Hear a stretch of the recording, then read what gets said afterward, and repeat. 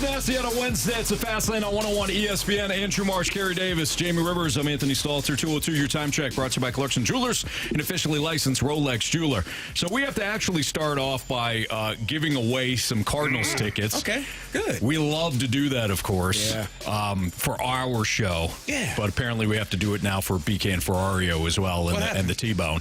Well, they forgot to give away Cardinals Bud Bash tickets.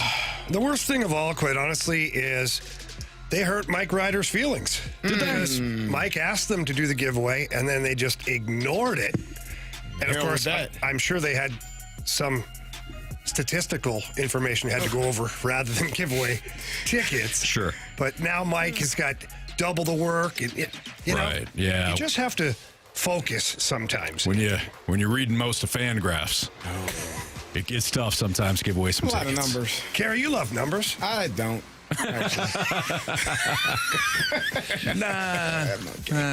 good. I'm okay. All right, so we have your chance. 101 ESPN has your chance to win a 4-pack of tickets to next Tuesday night's Bud Bash game for Cardinals versus Pirates.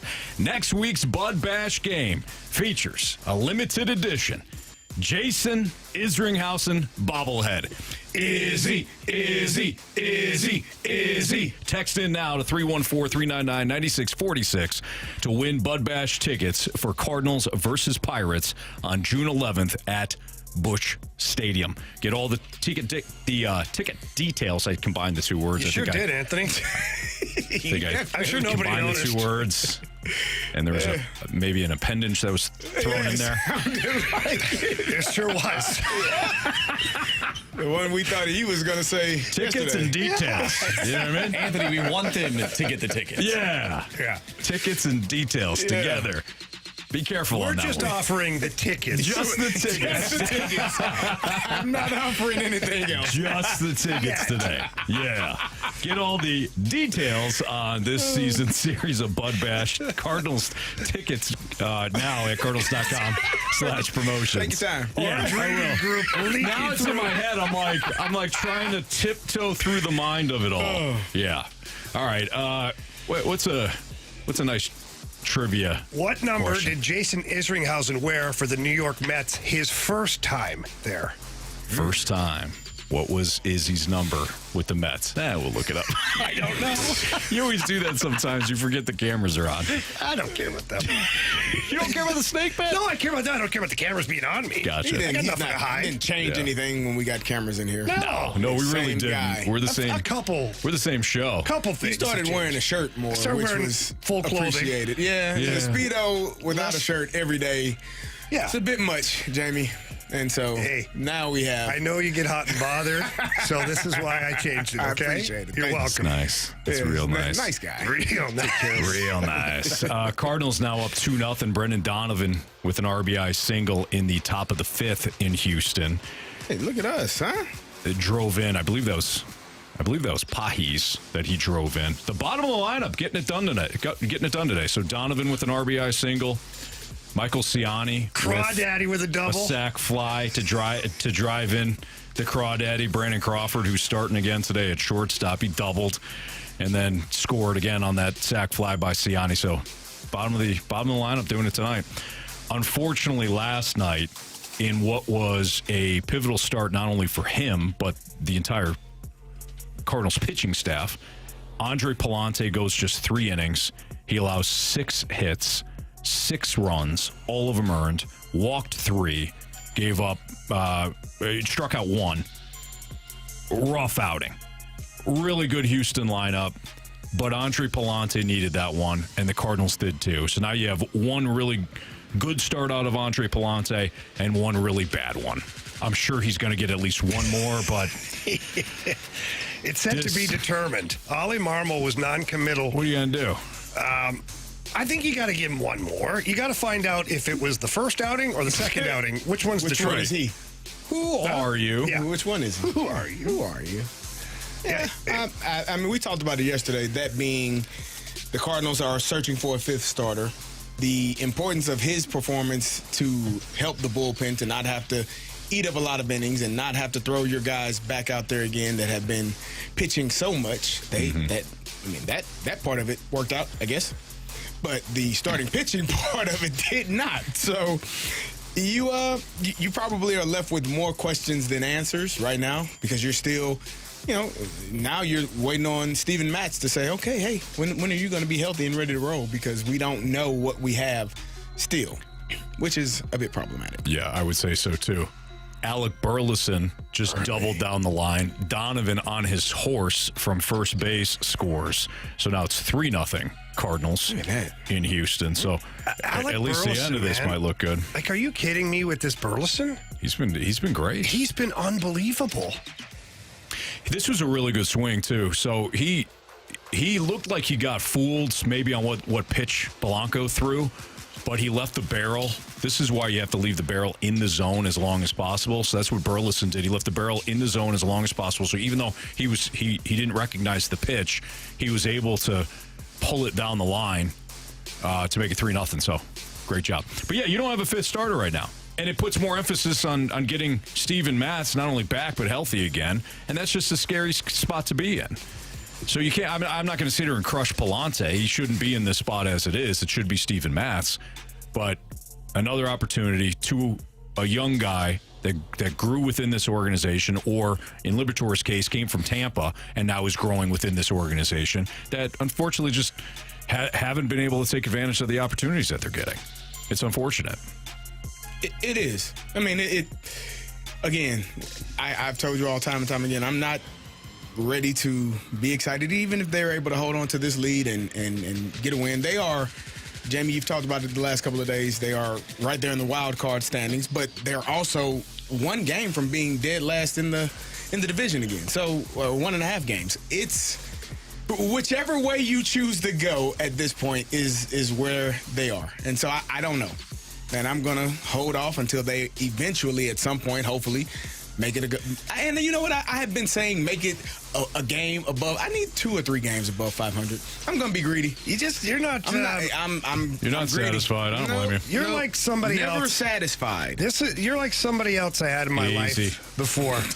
Just when you think you figured it out, they move the goalposts. I know a few of those people. And you're just never right. How? Like ever. Like ever. That's a frustrating. Even when you're right, you're wrong.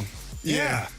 Carey, I'm going to need a little different attitude from you, okay? That's frustrating. PTSD I apologize. And now I'm on this side, so I do understand. I apologize for that. All right. Thank you. I appreciate that. I got a text from Randy Carriger saying, we have a fifth starter. We need a 1 and a 2. Oh, we've got 3 fifth starters. That's a really good point. Randy with a really good point there. Yeah, you need somebody that's going to be top-end pitchers. You got plenty of 5s. Yeah, you can slide everybody back. You got plenty of 4 and 5s. Yeah. Damn it, Randy. So the Cardinals right now, we don't know how this one's going to play out, but they're up 3-0. 28-31, 3 games below 500, 7 games back of the Brewers with a minus 47 run differential. The Marlins and the Rockies are the 2 worst teams in the league. If you were to take them out, the Cardinals would have the worst run differential in the National League. If you were to take out the 3 worst teams in all of baseball, the White Sox, the Marlins, the Rockies, the Cardinals right now would have the 4th or 5th lowest run differential in baseball. In all of baseball. Huh? In all of baseball, yeah. It's not good, is what I'm saying, guys. It doesn't feel good either. It felt like this team was heading in the right direction there for a while. Yeah, but then they played good teams.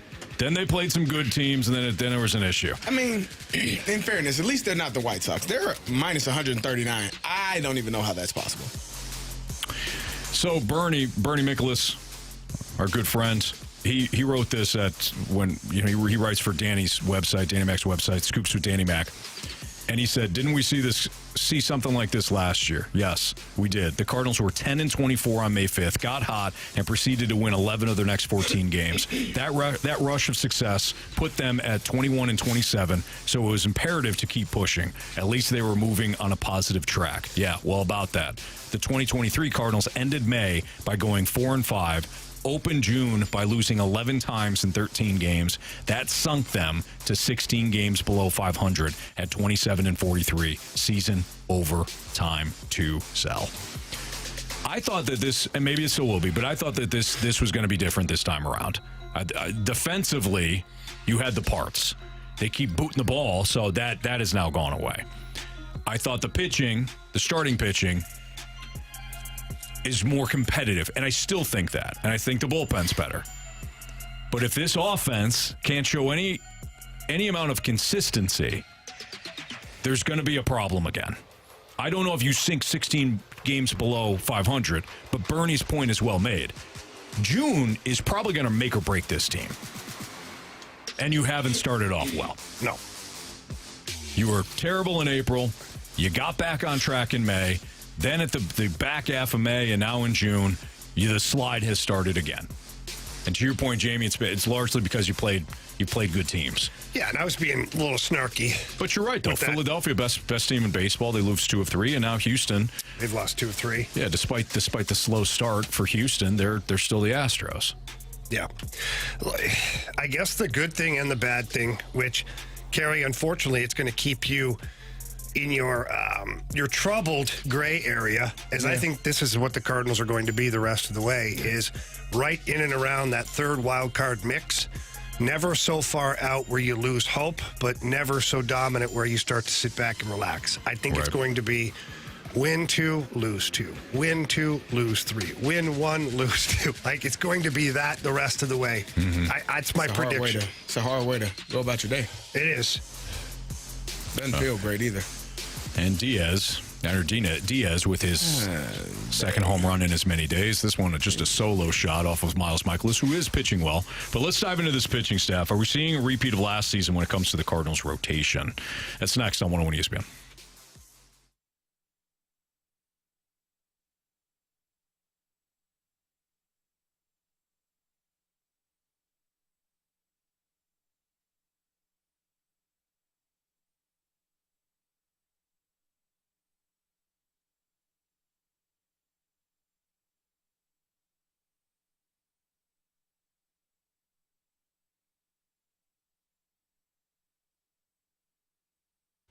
If you are in the market to sell your home, there are some things that you need to know. First of all, call Gloria Lou with your home sold guaranteed realty, because in today's real estate market, cash offers are popular because they offer a fast sale and for those who need it. However, while most investors or quick sale companies give you just one cash offer, my friend Gloria Lou will give you multiple cash offers to choose from in minutes. So you don't need that open house. You can sell as is and move when you want. It's a fantastic job by Gloria Lou. And you also have to remember that Gloria Lou, she has the buyers. She's got thousands of buyers in her database, and that drives a lot more people to your listing. More offers, maybe multiple offers. That means more money in your pocket. And all you have to do is call Gloria Lou and tell her that Jamie Rivers sent you in. Give her a call at 314-325-6888. Again, that number is 314-325-6888. Or you can visit GloriaHasTheBuyers.com.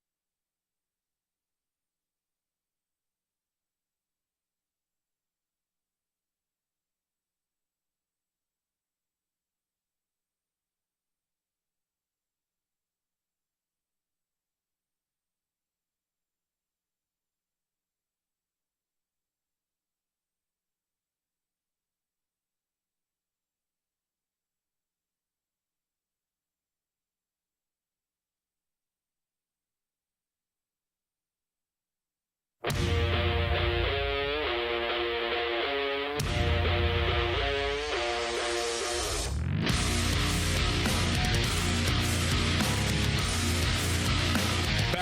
well, I don't know if it's back-to-back home runs, but 2 home runs in this inning has now made it 3-2 Cardinals over the Astros. They had 3-0. It was back-to-back? All right.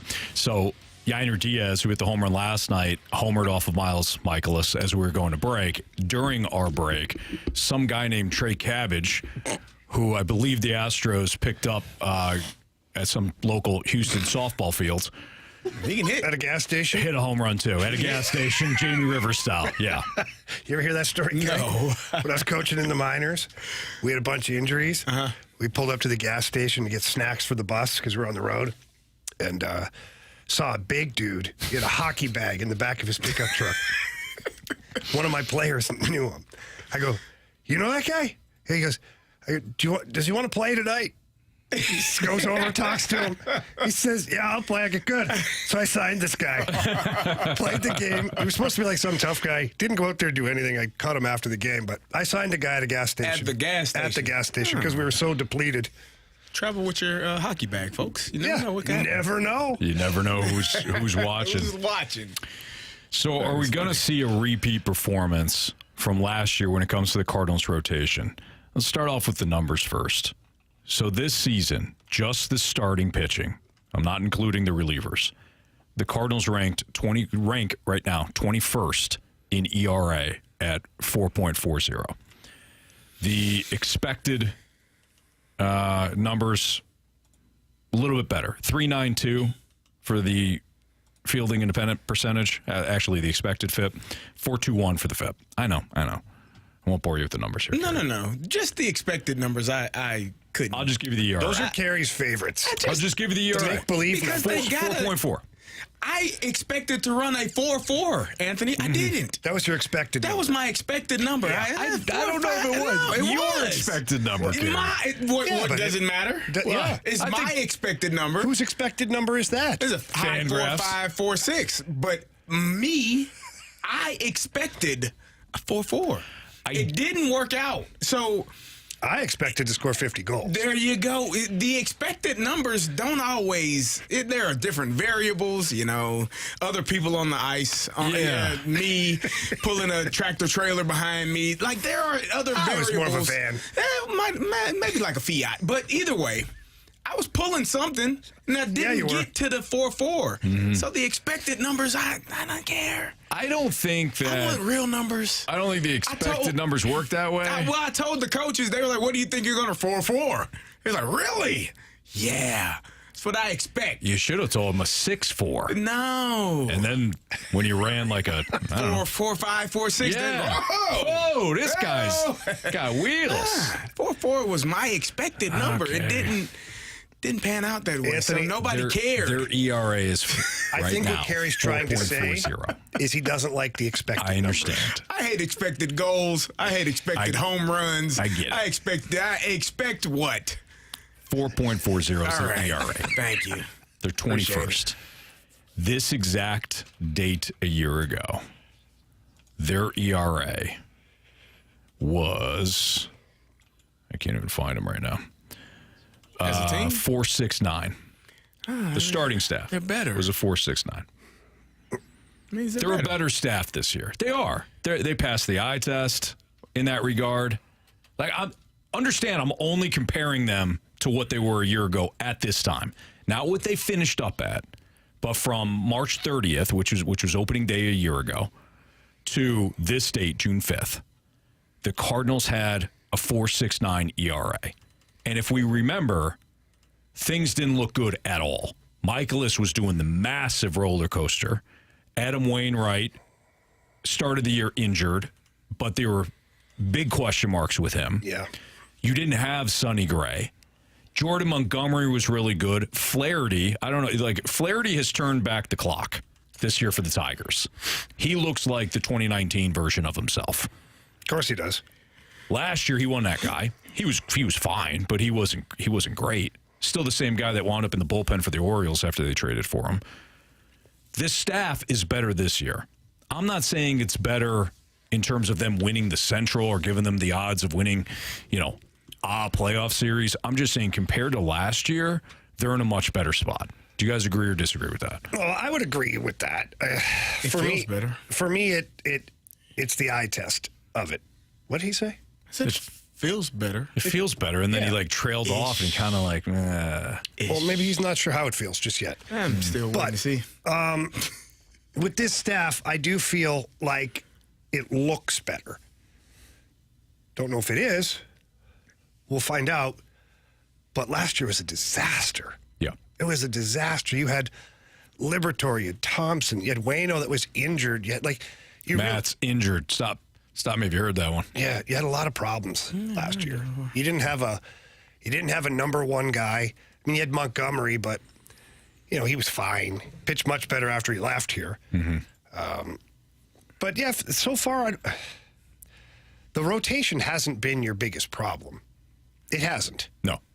It's been offense from your superstars. Your entire offense in April stunk. And then offense from your superstars. In May. Which has been non-existent. And then the errors in the field.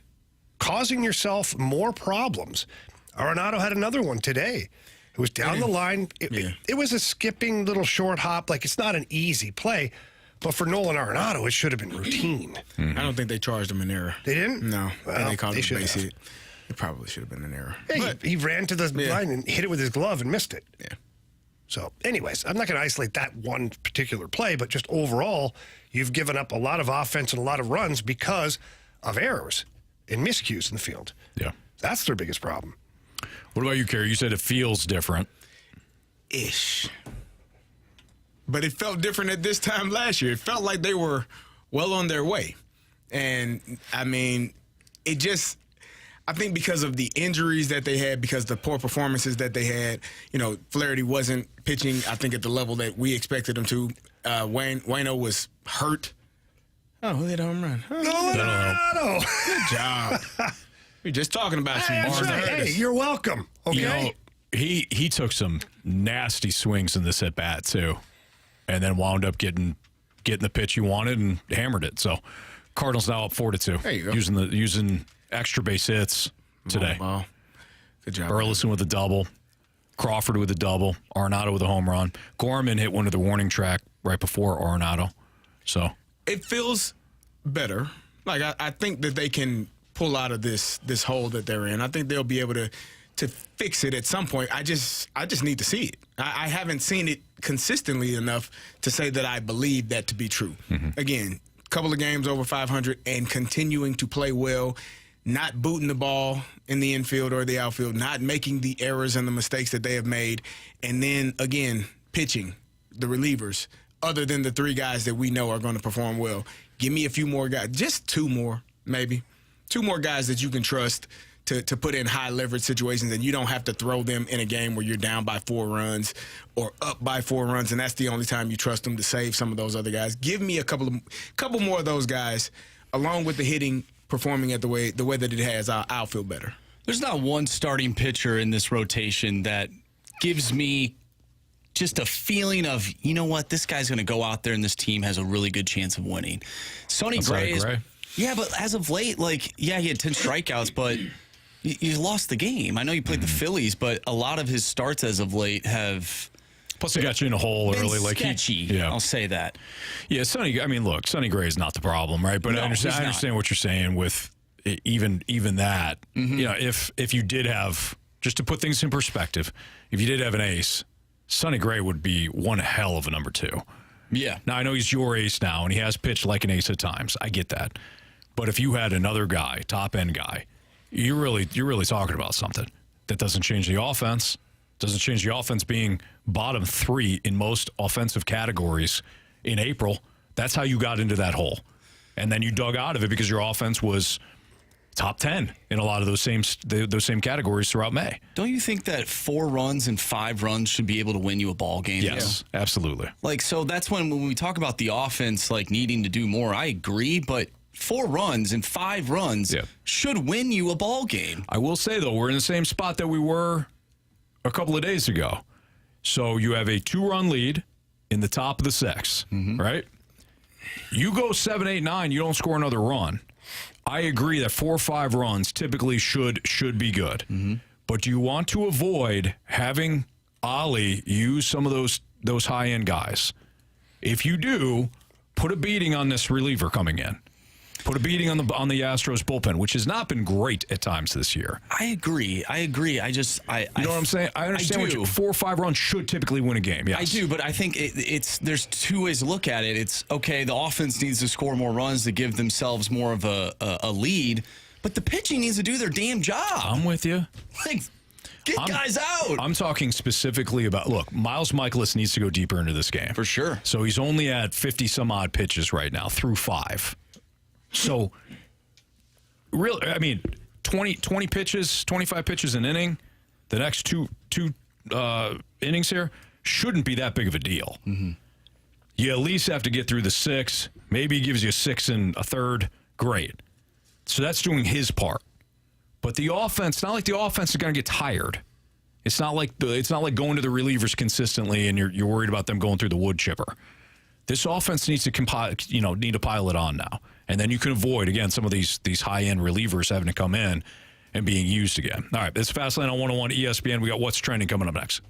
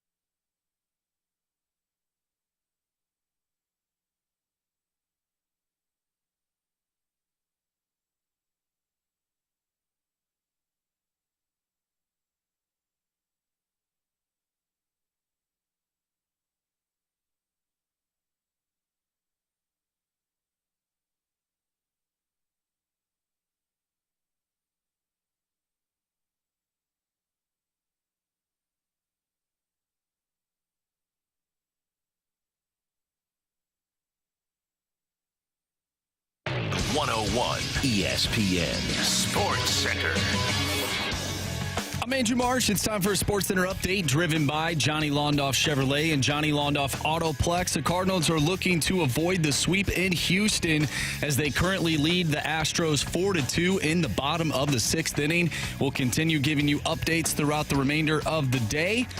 We have What's Trending coming up next, so stay tuned for that. We'll also talk with Brad Thompson later in the 4 o'clock hour, so make sure you tune into that as well. I'm Andrew Marsh, and this Sports Center update is driven by Johnny Londoff Chevrolet and Johnny Londoff Autoplex. See them at londoff.com. Chevy, together we drive. Are you kidding me?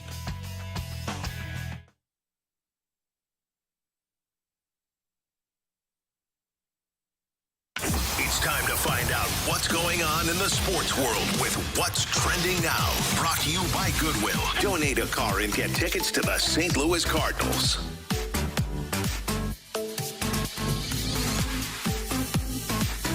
Welcome back to the Fast Lane here on 101 ESPN with Anthony Stalter, Jamie Rivers, and Carey Davis. I'm Andrew Marsh, and it's time for What's Trending.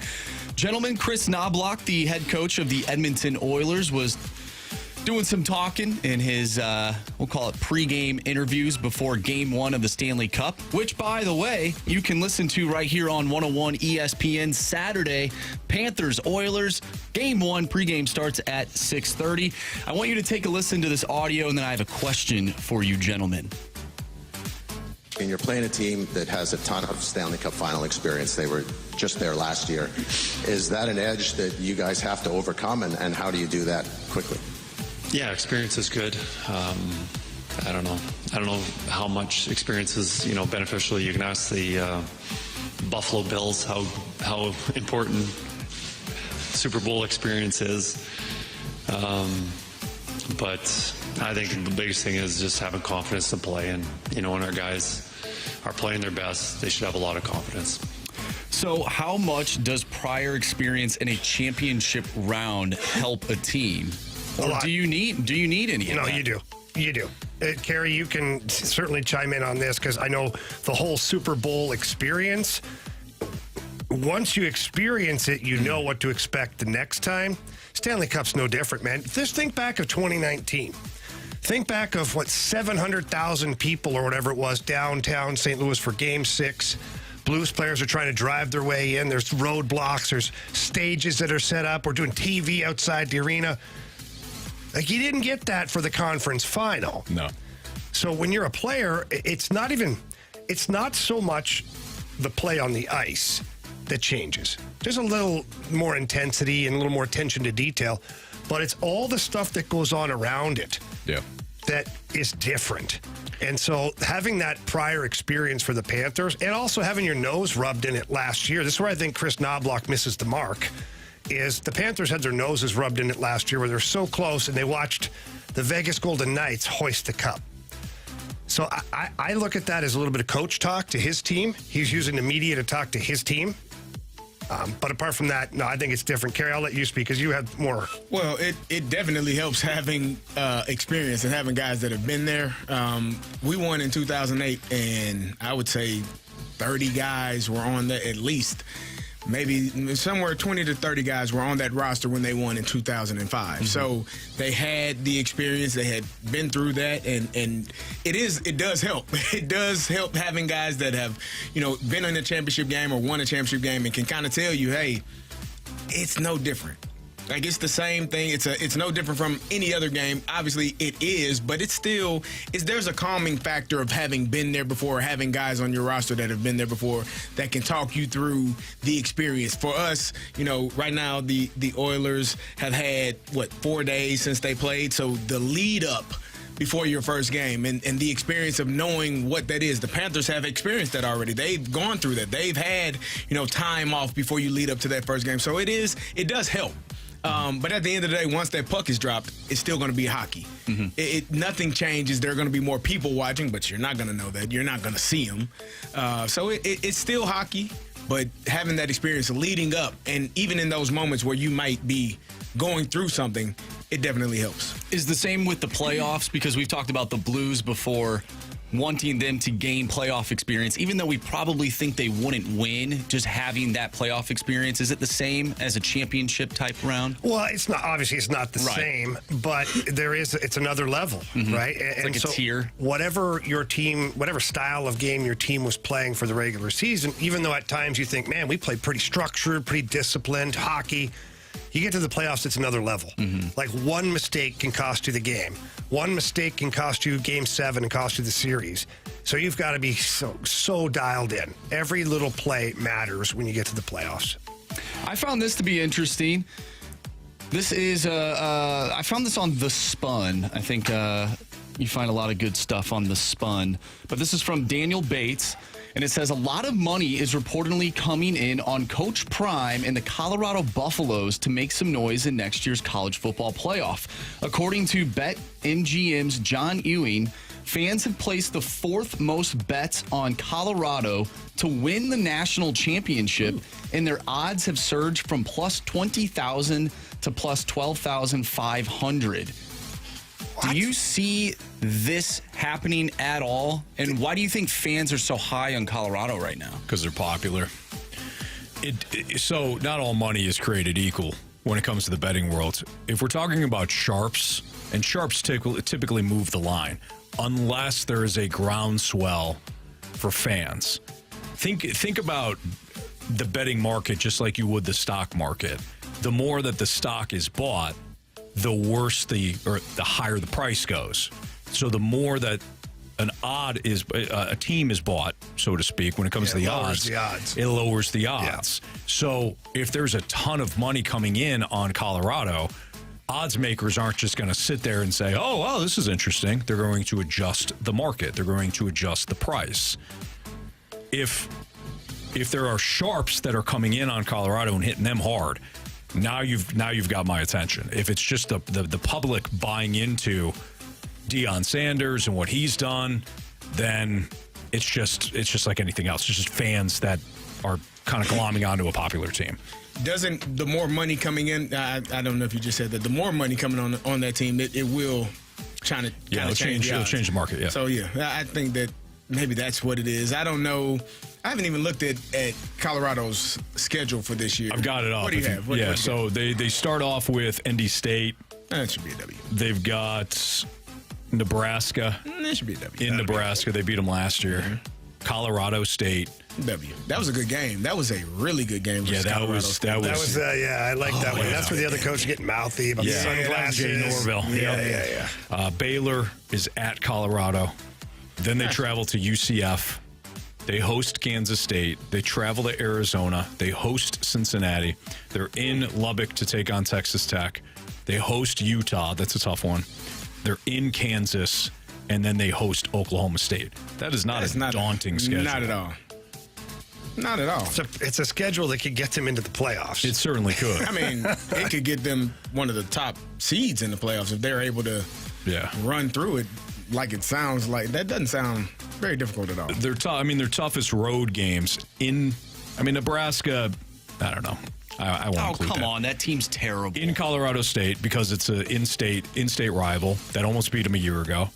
At UCF. UCF has had a good program. Mm-hmm. Former national champion, according to them. According to them. And they were. I agree with them.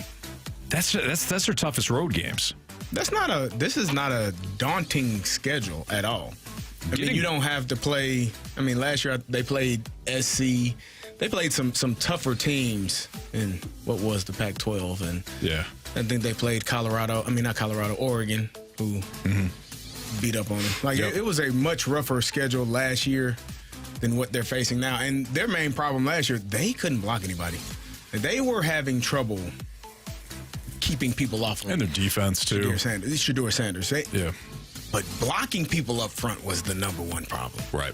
So I think they corrected some of those issues on the offensive line. So that schedule that they have versus, if they have better offensive line play, I think they might be okay. Mm-hmm.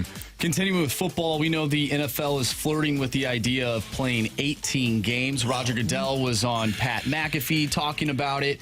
And Indianapolis Colts center Ryan Kelly, who is a vice president on the union's executive committee, he was talking about Roger Goodell's appearance on Pat McAfee. He said 18 games sounds great when Roger's saying it on Pat McAfee's show, but until you're the one that's going out there and putting the helmet on for 18 of those games, then come talk to me. It looks like now we're starting to see some of the players come out and say, this might be a little too much. Carey, obviously you played in the NFL. What would you think? A little? Hell, 16 is a little too much, but you deal with it. 17 is a lot. 18 is absurd. What do you... I don't think people really understand how your body feels. I had to learn that Monday morning was not a day to just lay in the bed. Like, you have to get up and move because you do not want to. And then you put in the Thursday night games after playing on Sunday. There is so much that wear and tear on your body that, you have things hurting that you didn't even know. What is this? Where did this come from? How does this hurt? And you feel fine Sunday night, Monday night when you're playing till 2 in the morning. You got some beverages flowing, and then around about 8 a.m., you're like, oh, God, no. It's terrible. But to do it 18 times, I think the level of play will continue to go down. You see it, you've seen it because they've taken out the amount of tackle, the amount of practices that you have, the amount of padded practices that you have. The tackling stinks. The blocking at times stinks. That's coupled with the play from college where they don't even have to block. They tell you where to go and get the ball out before you even have to block people. It's the play is starting to deteriorate, and then you add that with how much they protect the quarterback, so you really can't hit people. Not a fan. But what would it take, Carey? Money. What would it take? Yeah, so that's what I was thinking. Dinero. Do they increase? Do they take it? Do they look at it and say, okay, this is a certain percentage above what you're already playing, so everybody gets a certain percentage raise? Or do they raise the salary cap? Because I don't like the salary cap thing, because you and I both know the only guys that will reap the rewards of that are the stars. Correct. I would say they also have, when you are considered the number that you have to get your pension, lower that. Make it 3 years instead of 5. Yeah. Like, do something to where, because the average NFL career, and this is with people that play 15, it's 3.5 years. And so you have to play 5 years to make sure you get your credited seasons in. Lower that number. Make sure that the people that don't get to play, because those are the ones that need it the most. The guys that play 2-3 years that need to make sure that they are going to have some money left around when they get older and are not able to play 8 to 10 years. Lower that number. Make sure that those players are taken care of. Let's start there, and increase the salary cap. Make sure people can make more money. Make the base salary higher than what it is for that guy that is a rookie, undrafted, that is fighting to stay on a roster. Try those things, and then maybe we can talk about, because what it also does, when you add more games, you're lowering the number of preseason games. You're giving less people opportunities. Normally, you used to have 4 games to show your worth and show not just the team you're on, but every other team, 31 other teams in the league. This kid can play. Now you get 2 opportunities in front of a national audience for people to say, oh, there would be no Victor Cruz if you're playing 18 games. Victor Cruz went off in the preseason, and so he became a superstar in New York. Like, you have to have an opportunity for those players to get what they deserve and what they've earned, and have more opportunities to be able to make more money for a longer time. Last thing here, Miles Mikolas, he's already out of the game. Oh, no. Should we be, or should we feel just encouraged? Well, not encouraged, but should we feel bad that the Cardinals have bullpen issues when Miles Mikolas is already out of the game after 62 pitches? Yeah, that's kind of weird. 62 pitches. You know what that 6 is, though. innings. What is it? Analytics, numbers, expected runs. It's their time to the lineup. Against, who cares? You asked. JoJo Romero is in. He still got him to the 7th inning, guys. Why not? The number of pitches or not, he got him to the 7th inning. Why can't he get him to the 9th inning? Well, Carey, I understand that, but we're happy that I'm happy that he went more than 4 or 5. Are you happy that JoJo Romero was in the game again for another day? Well, when's the last time he pitched? when he gave up the... Yeah, that was 2 days ago. That was a few days ago. I think he's fine to pitch today. He pitched his one little quarter of an inning. He'll be out now. They got somebody else going in after this. Why not? Actually, I don't hate it. I stand corrected. You should. They wouldn't. Okay. It was the bottom of the order. It was the bottom of the order. He hadn't even got He around. hadn't even gotten around yet. So why not? That's bad. That's what I'm saying. I That's don't bad. care. Guys, I wish he'd stay in the whole damn game.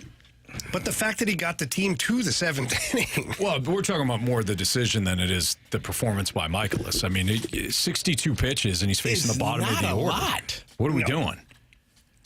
So no, 62 pitches? you bring up a great I don't point. feel Like, bad no, at all now. yeah. If you're going to treat this bullpen like it's your own personal wood chipper, then fine.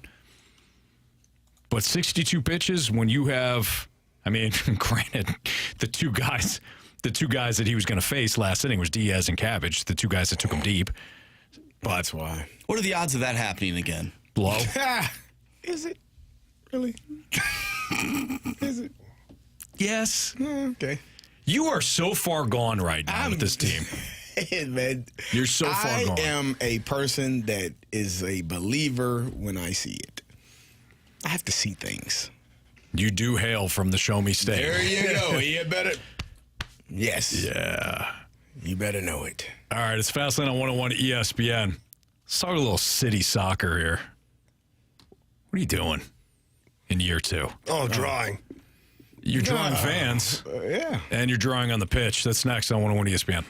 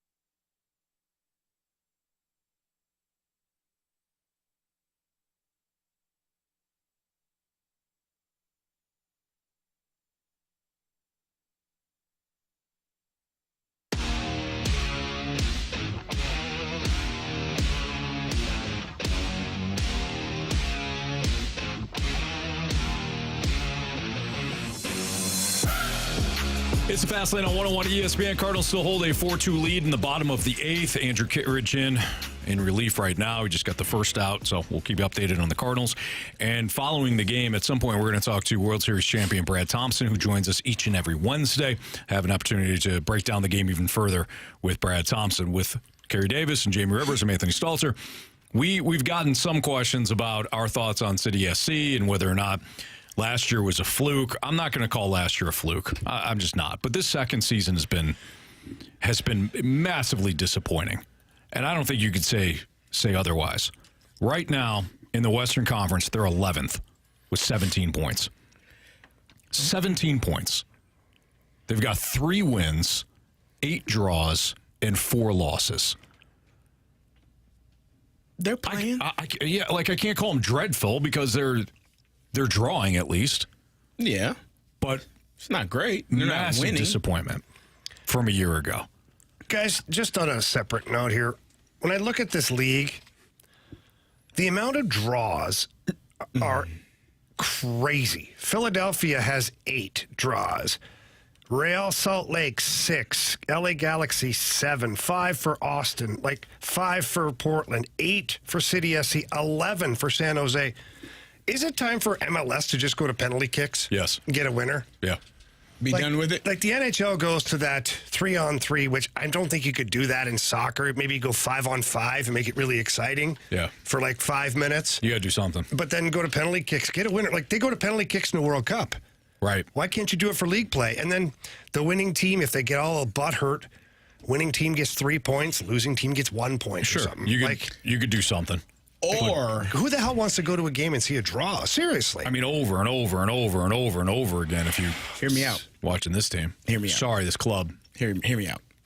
You could just score more goals and win in regulation. Well, I know, Carey, but apparently that's not happening league-wide. It's not happening. No. Oh, enter Miami. Or you just sign Messi and all things are... You can't. He's with Miami. Oh, shoot. Did you see the rumor that... Cristiano Ronaldo? Is he available? Okay, so I was just about to... Cristiano? We can get him? Hang on. Okay. The Saudi Arabian team he's playing with is apparently in negotiations with Inter Miami to transfer him there for the first time for Ronaldo and Messi to play together ever. Oh, my God. Good luck, everyone. Wow. We'll just hand him the trophy now. Although the good thing about it is there's only one ball on the field, and they're both going to want it the whole time. Oh, there are only 2 that need to touch it, seems like. That's they might play two against the rest of the team. just to challenge them. But I mean, look, I do think it's a league-wide problem. Too many draws. No matter how much of a hardcore soccer fan you are, you'd like to see a winner, no? You can't be so soccer purist that you're like, man, that was an awesome draw. I mean, if you're a soccer purist that follows, one of the European leagues, sure, but let's call this what it is. It's the MLS. Mm-hmm. I think if you're the MLS, you have to take a look at it and say, okay, well, what's going to get our diehard fans are already here. What's going to draw more casual fans? And I, Jamie, you're right. I don't think it's just going to the park and seeing a draw. So that's the way I would look at it. I mean, if you're watching the Premier League, okay. But this is not. So figure out a way to draw some more excitement, maybe differentiate yourself a little bit from these other leagues that all laugh at you, and find a way to draw more excitement. I agree. I mean, just too many draws. And right now, if we bring it back to City SC, they're not out of it by any means, but they can't hold a lead. Clearly, the league caught it. Score. They can't score. They caught up. The rest of the league caught up to what they were doing in the back half of last season, and we got swept up in the excitement of it all, and rightfully so. That was a magical first season. That's why I refuse to call that a fluke. This is what happens. You come in. You had a great game plan coming in. You got just enough pieces. The crowd gave you a massive boost. It's the first year, all the hoopla, all of that is legit. Mm-hmm. But when you look at those games in the back half, especially when they went on the road, teams started to figure them out. They didn't care about time of possession against City. Here, you take it, because they knew City didn't want it. No, they couldn't score. Right. They had to capitalize on other teams, on other clubs' mistakes. And then when that didn't happen, because the other teams are saying, okay, we'll just lay back. Yeah, but they also relied way too much on Roman Berkey last year. I believe City SC gave up the most shots on goal in the entire league, which is why Berkey was goalie of the year. Right. So now when the percentages start to level out to where your goalie's not able to make as many spectacular saves, means you're giving up goals, means you're losing or drawing that game. How many times did we see a defensive breakdown last year? Well, lots when Berkey's yelling at everybody. All that carries over. I don't blame him. It was the style of play that they played last year, the pressing style. I was questioning often if that would tire them out, or would people start to catch on, and maybe that is what's happened as well. Like they when it's like anything. When you're a rookie, people don't have film on you. They don't know what you do well. They don't know what you do poorly. And the more you begin to watch film on them, you can pick up tendencies and things like that. So maybe that's part of it as well. They're not able to be as effective as they were last year because there's more film out on them. That's Carey Davis, Jamie Rivers, Anthony Stalter. It's the Fast Lane on 101 ESPN. Is Alec Burleson another example of an under-the-radar player that the Cardinals have drafted and developed well? He's not the only one. That's next on 101 ESPN.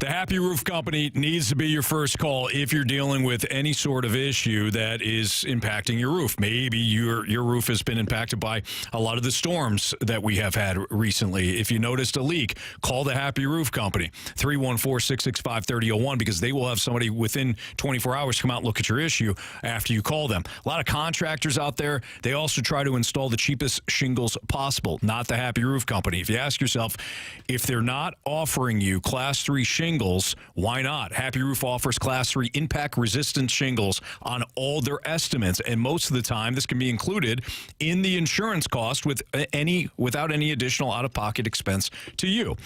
Did your roof suffer some damage, and your insurance company already paid you, but you just need a roofer that's going to give you an estimate? Fantastic. Call the Happy Roof Company. Did you maybe have some insurance paperwork that you're struggling with because of the damaged roof? The Happy Roof can help.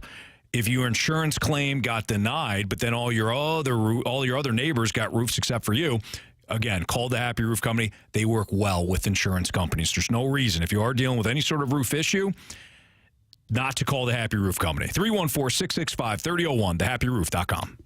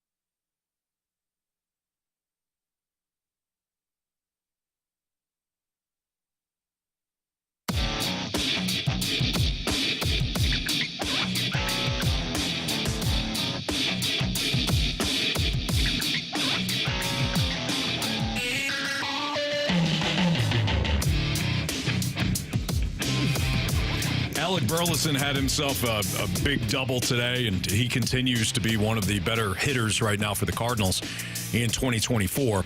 3:04, your time check brought to you by Clarkson Jewelers, an officially licensed Rolex jeweler. Carey Davis, Jamie Rivers, Anthony Stalter. Is Alec Burleson another example of another under-the-radar player that the Cardinals have developed? I think we get so caught up in the development of the top prospects, guys like Jordan Walker or Mason Wynn or Nolan Gorman or Dylan Carlson, for that matter, that we don't pay enough attention to the Cardinals developing some of those key everyday starters, and Burleson has become an everyday starter that might not be superstars, it might not be all-stars, but they're pivotal to the team. I think they've done a really good job of this. Tommy Edman is one example, when healthy. Brendan Donovan is another example of a guy that wasn't a top prospect that has emerged as an everyday player. And now you've got Alec Burleson, provided, of course, that he continues to hit this way. The Cardinals they do have a knack for developing this sort of player. When you are, I think those players are, I don't want to say better to hit on, but they are just as important. If you can hit on a guy that is not, it's easier to get it right when that's the first overall pick or the first round pick. You have higher expectations for that player. But when you can get a guy, let's say like in football, an undrafted rookie or a guy in the 6th or 7th round and becomes an all-star, an all-pro, a Pro Bowler, an all-star in baseball, there is something to be said about your scouting department, your development department of a guy that most people passed over or didn't look at it, didn't think that highly of, and you found a gem and he's playing and performing well. And we talked about it yesterday, the fact that Alec Burleson is hitting the way that he is has really saved this outfield, because you've had so many injuries. You've had players not performing well and being sent down or sitting on the bench when you got Dylan Carlson and Jordan Walker. Lars has been hurt. Tommy Edman has been hurt. If Alec Burleson wasn't playing as well as he is, you would have one guy that you trusted consistently in the outfield, and that would be Brendan Donovan. And he's a second baseman. He's a utility guy. Mm-hmm. But he would be your most consistent player other than Alec Burleson right now. So I think what it shows me is that the Cardinals, quite honestly, have been able to develop positional players and not pitchers recently. And I know that's not a big shock to people, but everybody thinks, the Cardinals scouting and developing, they suck. Well, you look at Gorman, you look at Burleson, Mason Wynn, even Jordan Walker, for that matter. Dylan Carlson's having a tough go here, but he's still in the majors. Brendan Donovan, Tommy Edman. They have a slew of guys, Herrera, that they've drafted and developed, and from an offensive standpoint are contributing to this club. Nootbaar, when he's healthy, and that's a problem that he's hurt a lot, but when he is healthy, he contributes offensively. So the Cardinals, to me, have been able to find productive positional players, and Alec Burleson is the most recent one where it shows that, they really were able to find a gem here. This guy was a good hitter coming into the league. He blew up the minors, came into the league. It was so-so, a little overweight, and a few things that the Cardinals wanted him to fix. And from what I hear from from Oli himself, is that he basically told Burleson he's got to go home in the offseason and put some work in. Sure. And he did. He came back to spring training, 15 pounds lighter, and look at the way he's swinging the bat. Absolutely. By the way, Marsh and Carey thought that Jordan Alvarez... I saw the camera angle, and it looked like they were panning to the crowd, and then it came back down to the outfielder. I don't know. And the groaning in the background. It didn't even get to the warning track. Right. Blame the cameraman. Don't blame me. The camera showed Carey's me the crowd. answering the "you up" text with that kind of reaction and moaning. Yeah, he's lying. Yeah, he's lying to us. I'm just here, man. If you were still that mad guy, you wouldn't even commented on that. I'm getting mad with this text person, but we'll bring that to the airwaves at some point. The Cardinals are not texting Carey. Ninja, apparently. They're talking to him through like the WhatsApp. Yeah. I gotta go. I have to go find the app and open it up. It's not something that comes directly to my phone. So you turn your notifications on. I turn them off. I don't want the notifications. I don't want any message. Don't text me until you're 2 games above 500. So you're leaving them on red. I'm leaving them on red. Quit moaning, okay? I'm living and dying with every pitch here. Well, if you're living and dying with every pitch, then why? You're lying to us. Carey, it's okay to care. I do care. I do. I may not seem like I may come off as a guy that doesn't care. I've heard that about myself at times, but I care. I want them to win. I want them to be successful. I want Ryan Helsley to close this game out, right? Yeah, well, yeah, I think 2 so. games under 500 after that. 3rd in the division, maybe. We're coming around at some point. Carey, I don't believe this. I don't feel it from you at all. No. Ryan Helsley, an out away from gaining another save, and the Cardinals salvaging 1 game in Houston, avoiding the sweep. Mm-hmm. Is there any team better in baseball than avoiding the sweep on the 3rd game? Either way, they drop screwing it all up, or 2? win 2. Yeah, they avoid the sweep. Right, the best team in baseball at avoiding the sweep. Statistically, one way or another. Before the Cardinals played them, the Orioles were actually the best team at avoiding the sweep. Were they? Yeah. Yeah, they hadn't been swept since Adley Rutschman joined their team. And the Cardinals, of course. They ruined that streak, baby. They did. With a plum here. All right. It's Fastlane on 101 ESPN. One note, just going back to the drafting. We tend to only focus on the top prospects or the first-round picks when it comes to evaluating a GM or a president. Look at the 49ers. You can make a massive mistake. And make no mistake, the Trey Lance situation was a massive mistake by the Niners. You can overcome that. Like, the mistake still counts. You can overcome that if you take Brock Purdy with the last selection in the NFL draft a year later, and he winds up being your starting quarterback. All is forgiven. So when it comes to guys like Dylan Carlson or some of these other prospects that may not have panned out, that happens, right? Not all first-round picks are gonna develop. What do you do to compensate? What do you do to overcome that? Do you develop a Donovan? Do you develop a Tommy Edman or now an Alec Burleson? That matters just as much as developing the guy that everybody thinks has the highest upside. Not all first-round picks are going to pan out. Cardinals get it done. They slam the door in the 9th. Ryan Helsley does. They get a victory 4-2 over the Astros. Carey's all in now. He's all in, all right. Let's talk about some of the big moments, big storylines from today's game next on 101 ESPN.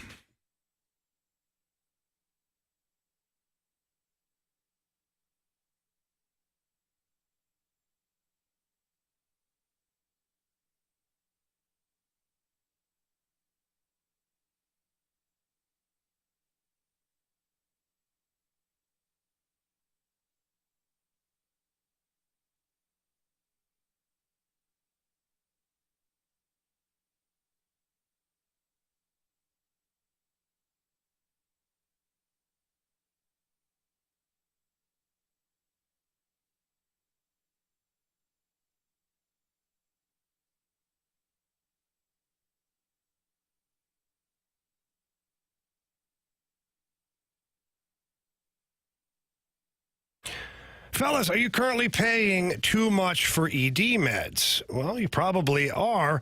I know, the little blue pill, the gummies, all that stuff. Stop paying too much. Get to the medicine shop in St. Charles. They are your destination for cheap ED meds. They've got a generic called Sildenafil for less than $2 a pill, prescription required, of course. And if you have a crazy schedule, you work long hours, crazy hours, maybe you travel, maybe the kids have sports after school, and you can't get to the pharmacy on a regular basis to get your medicines, don't worry. The medicine shop will come to you. They offer free, discreet shipping and delivery to your home or your workplace. And I personally use this service, and it's amazing. You will love it. They also have a full pharmacy with quality individuals over there. Anything that you're looking to take care of, whether it's a cold, flu, allergies, maybe you twisted your ankle, head in there. Ask the representatives of the medicine shop for advice. They will help you. They care about you, and you become part of their pharmacy family. I can tell you that because that's what's happened with me. So please get in there. If not, visit their new website, stcharles.medicineshop.com. Again, that's stcharles.medicineshop.com.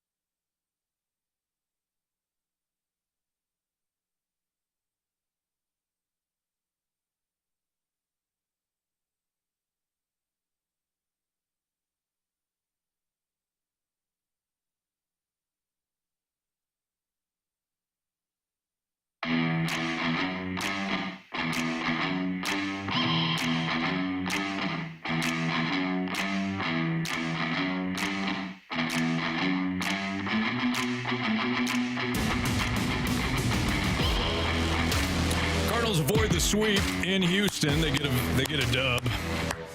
4-2 winners over the Houston Astros. This is how the scoring took place in the top of the third. Michael Ciani hit a sacrifice fly that brought in, Brandon Crawford, who doubled in that same inning to make it 1-0. Then in the top of the fifth, Brendan Donovan singled to right to drive in Pahis to make it 2-0. In that same inning, Burleson doubled down the line, scoring Donovan from first base to make it 3-0.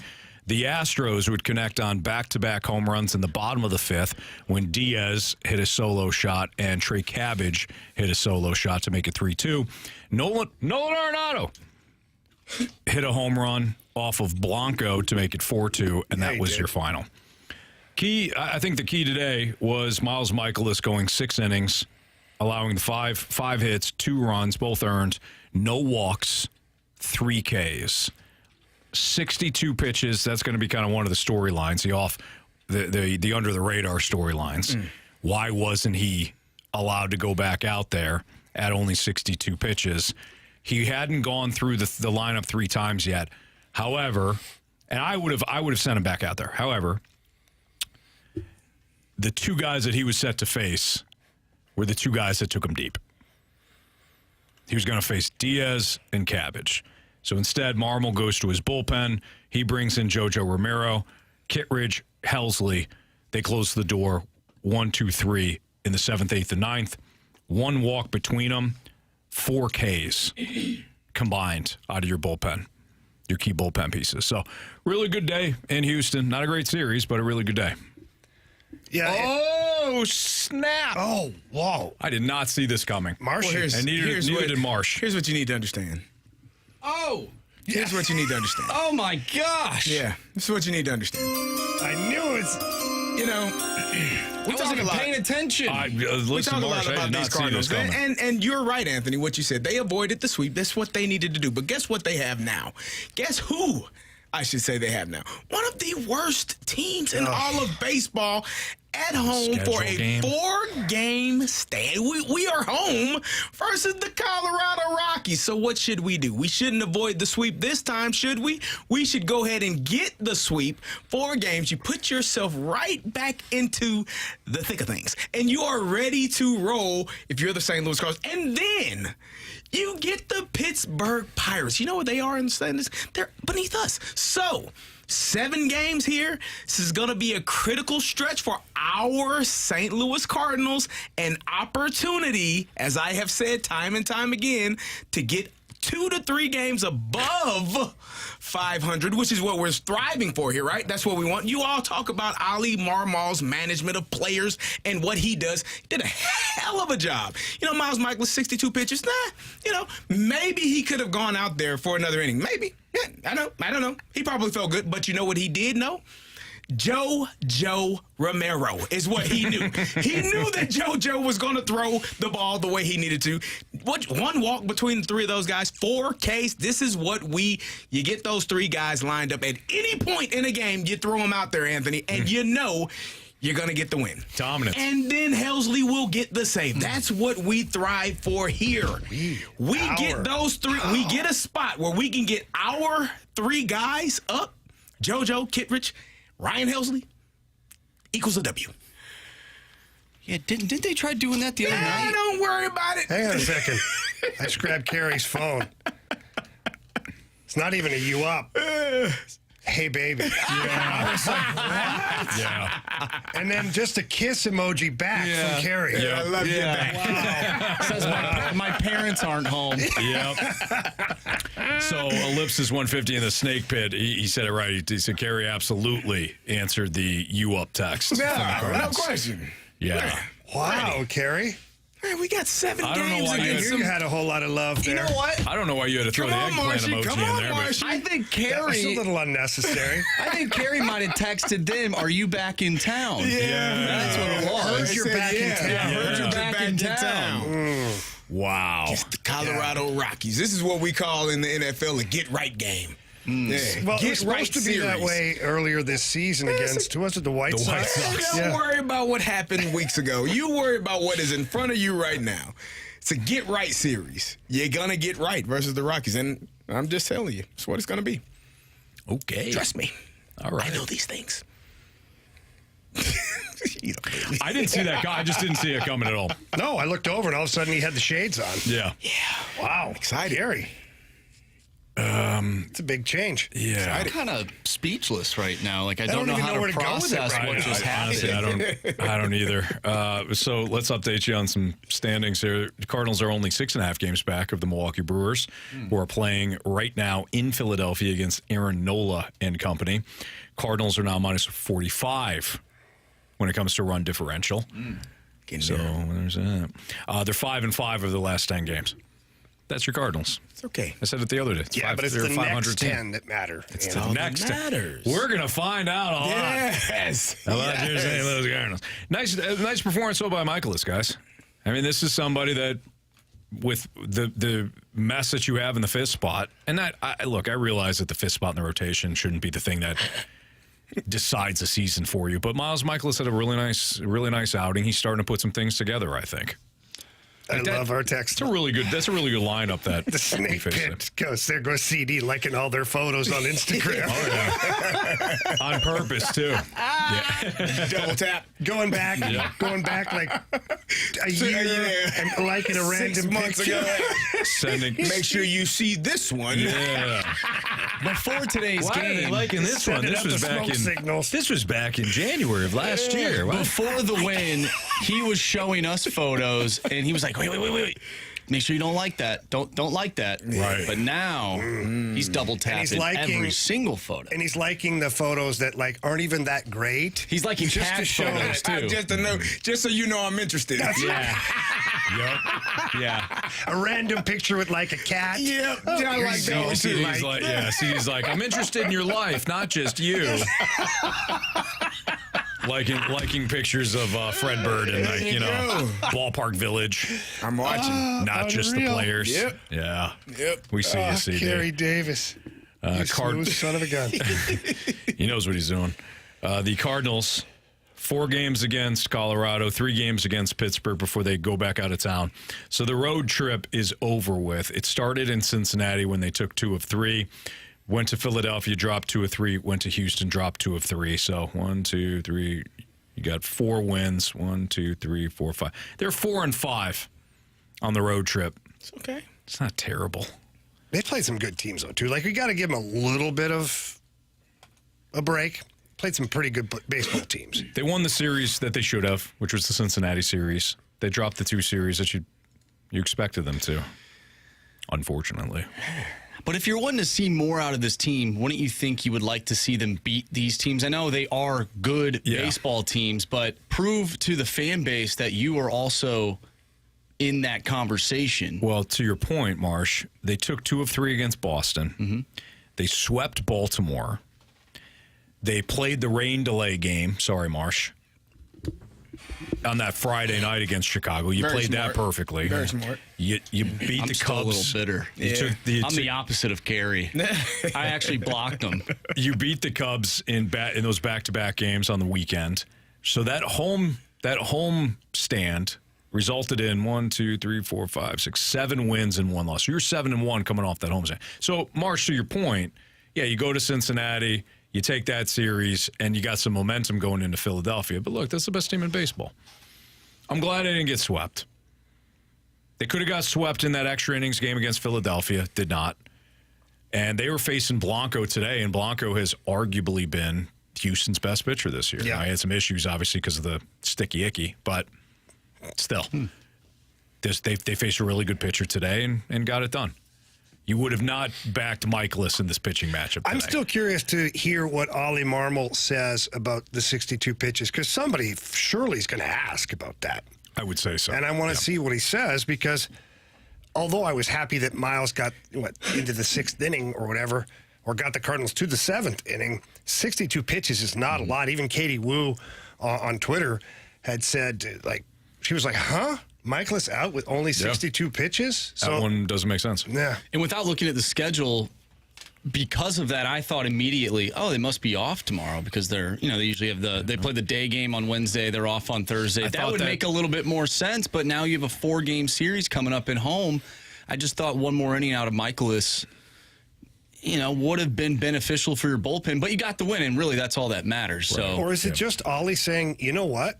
We need this win. Yes. It's a really good ball club. That's fair, I too. don't care. I'm going to the big three to close this out. I think that's what it is more than anything. As I said yesterday, they are at the point where you have to chase down wins, and you cannot afford to not play your best players and win those games. Now, again, if Mikolas goes out there and gets knocked around in the 7th inning, everyone is complaining. Why the hell didn't you have JoJo or Kittredge up, warming up and ready to go out there and pitch? Right.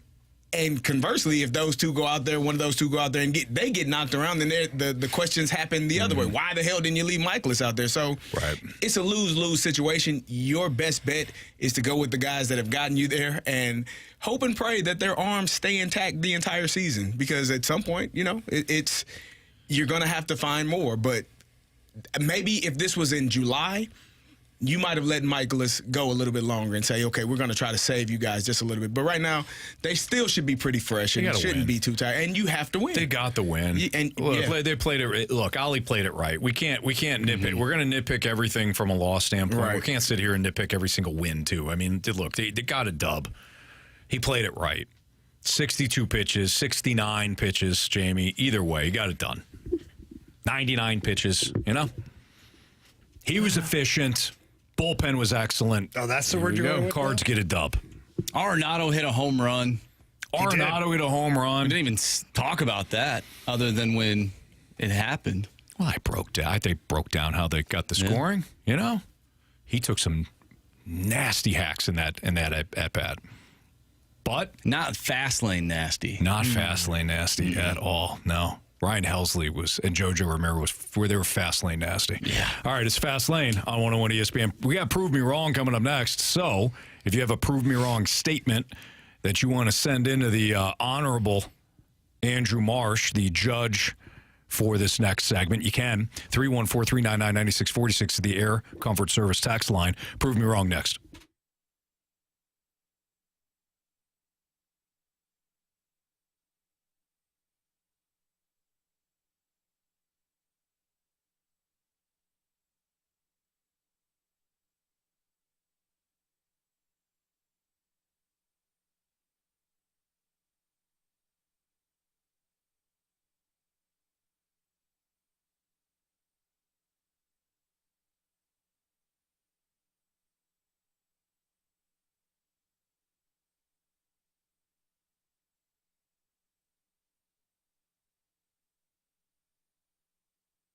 If you need new doors like we do in the Stalter household, you want to give Mosby Building Arts a call right now because they have their Doors Now Pay Later promotion going on. So if you call before the end of the month, get yourself some new doors. They're going to give you 5% off or no payments for 1 full year. Again, that's now through the end of the month. It includes exterior doors, interior doors, and garage doors. And when it comes to front doors, that could change the entire look and feel of the front of your home.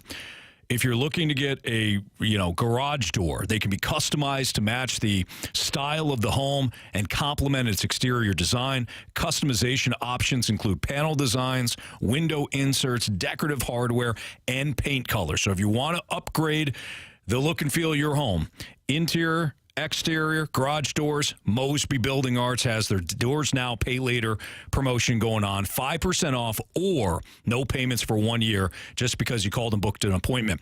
Call them now, 314-909-1800. You can also visit them at callmosby.com. Go with Mosby Building Arts. They are the right remodeling company.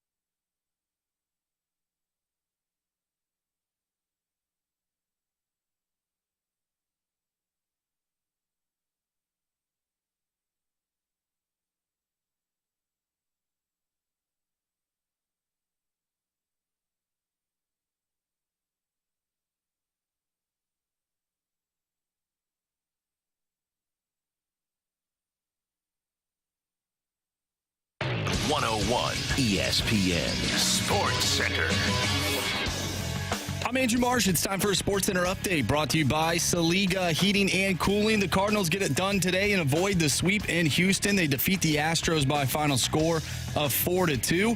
They'll take on the Colorado Rockies at home tomorrow as Sonny Gray takes the mound. First pitch is at 6:45. We'll talk with Brad Thompson in the 4 o'clock hour, so stay tuned for that.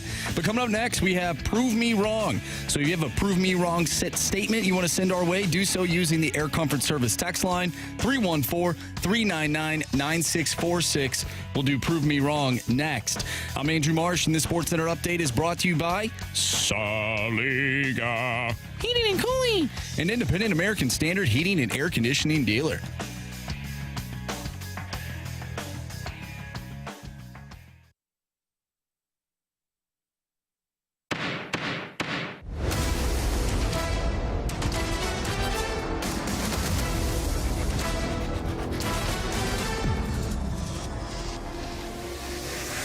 Prove me wrong, kids. Prove me wrong. Time for Prove Me Wrong. This is where you submit a case to the Honorable Judge Andrew Marsh, who is judge, jury, and executioner for this segment. And the law firm of Davis, Rivers, and Stalter will have to argue against the point that you're making. And again, the judge will determine whether or not we won our case. Judge Marsh, always good to see you. Yeah, indeed. Great look as always. Thank you. Love the hat, by the way. Love this. The hoodie. Classic hat. Yeah, classic hat. Absolutely. Pairs well with the 101 ESPN hoodie. You're looking good, kid. Thank you. Are you ready? From the 913, Prove Me Wrong. The Cardinals should have traded Lars Nootbaar after 2022 while people were going gaga over his StatCast metrics. Oh, yeah? Who'd you want there? Did you want Alejandro Kirk, who hasn't done much for Toronto? You probably wouldn't have got anything in return. Now, maybe you get Sean Murphy, but he went for a lot more in terms of what Atlanta had to give up for him. So Toronto wouldn't have offered you much. Plus, you wouldn't have had Wilson Contreras. That's the big point, guys. Yeah. If you traded Lars Nootbaar at that time, don't forget the teams that were interested. The teams that were interested were the teams that were going to give you a catcher. Instead, you pivoted, and you got Wilson Contreras. And sure, he's got a broken forearm right now, but he's still your best hitter by a wide margin if you look at the stats, and he will return. So do you want to give up Wilson Contreras while also parting ways with Lars Nootbaar to get, again, somebody like Kirk? I don't think so. Lars still has a lot of potential, and he will stay healthy. And he can grind with the best. And he can grind. That last part. Not the grinding part, the staying healthy part. Really up in the air right Jamie now. with the grinds. That's Don't fair. forget about the grinds. Yeah. You grind. The grind sold me. Good. Grind It sold me. From the 618, Nolan Arenado. Nolan Arenado. Nice. And Paul Goldschmidt will not be on this team in 2025. Prove me wrong. Well, Nolan has a contract, right? Hey, there's no need to trade a future Hall of Famer, watch him walk out of the door. And, you know, Paul Goldschmidt, who's going to play first base if Paulie G isn't here? You got some guys, but not that guy, right? You are going to see these two future Hall of Famers. They're going to get right in the second half. I told you they got a series coming up against one of the worst teams in baseball. They're not great. So this is a get-right series, and you're going to see those two be stellar performers.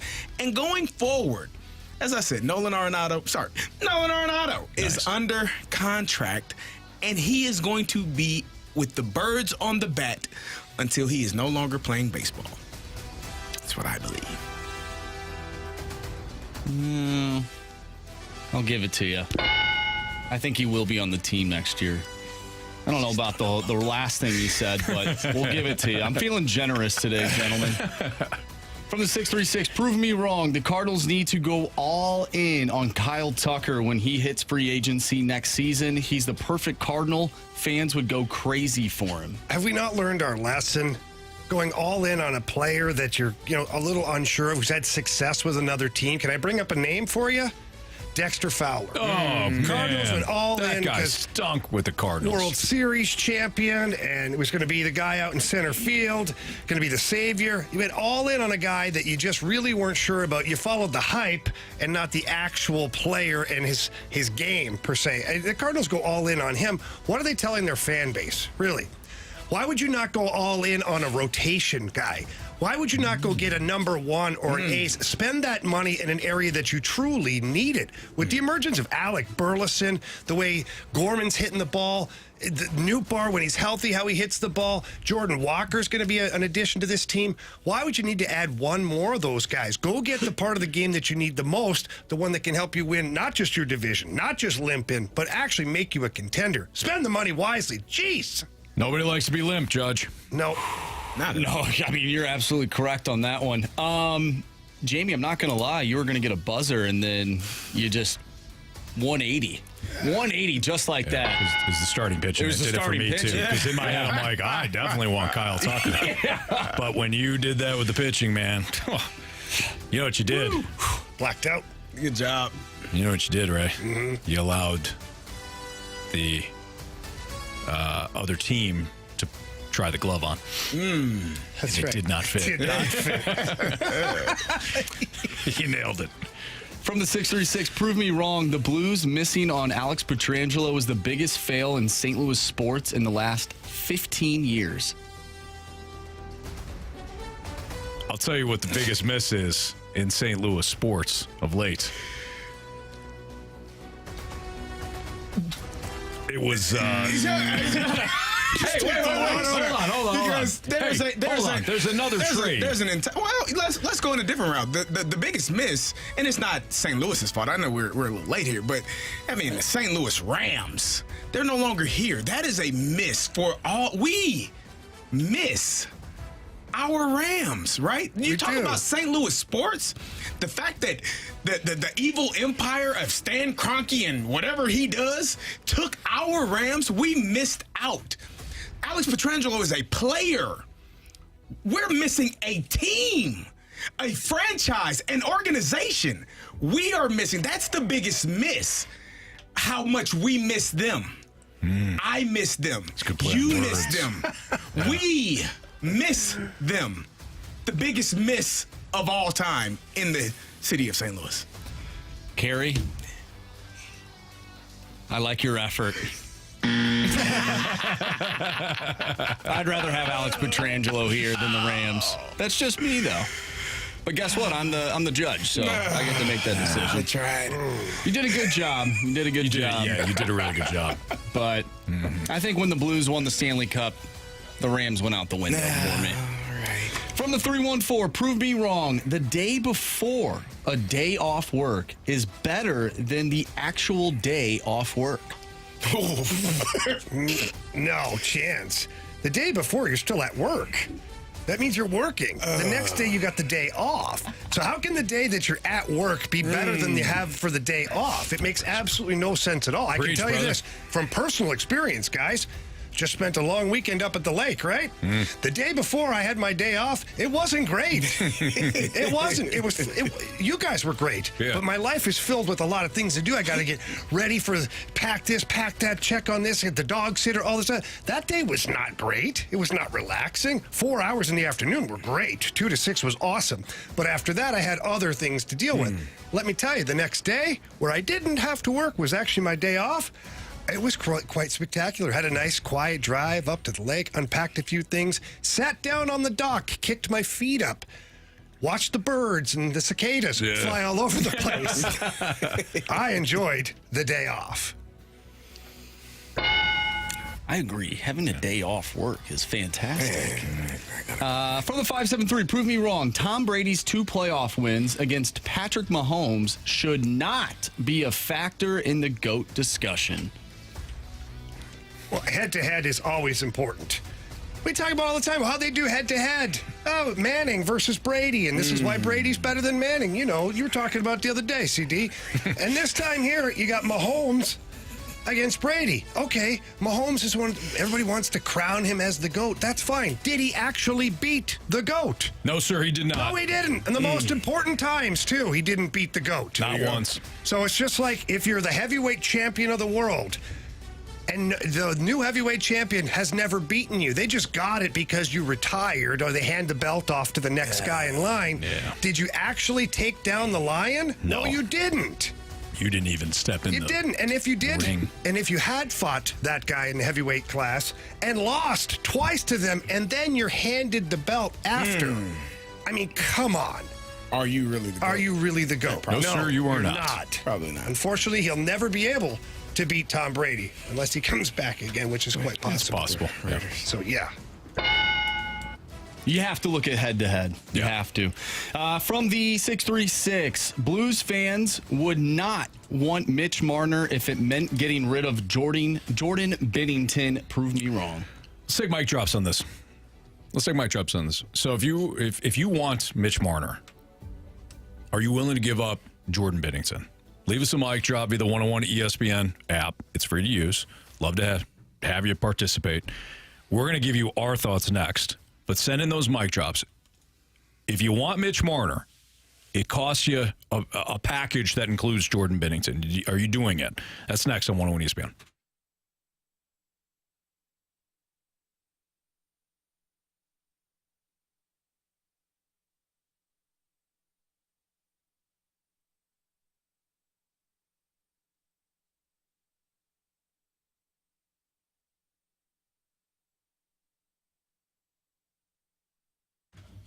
Father's Day right around the corner, and if you're looking for a unique, unbelievable gift for your father and the rest of your family, then please go get a gift certificate with my friends from Sound Story. Sound Story is professionally produced. It's an hour-long conversation.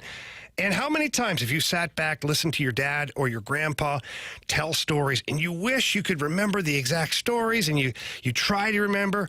Well, now you can remember every single word of those stories because our friends here at Sound Story are going to interview your father, and that includes Anthony Stalter, Tim McKernan, Randy Carricker. They're going to do a great job of getting your dad to tell those amazing stories that have happened throughout his entire life. And all you have to do is punch in the promo code ESPN, and you'll get 10% off that Sound Story gift certificate. You know that you want to do this because it's a memory that lasts forever. And let's not forget, it's not just digital. Now there's video option available, so now you can watch your father tell these amazing stories.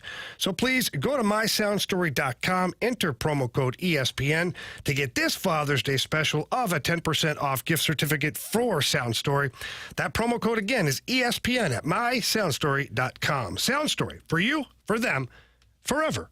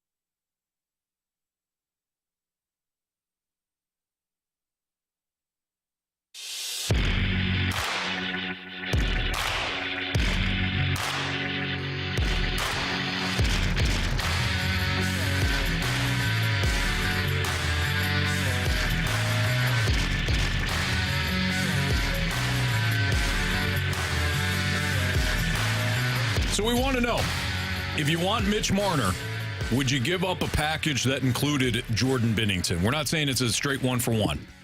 Not saying it's Probably a player for player. should be. Okay, fair enough, Jamie. You'll have your opportunity, Jamie. Hold on there.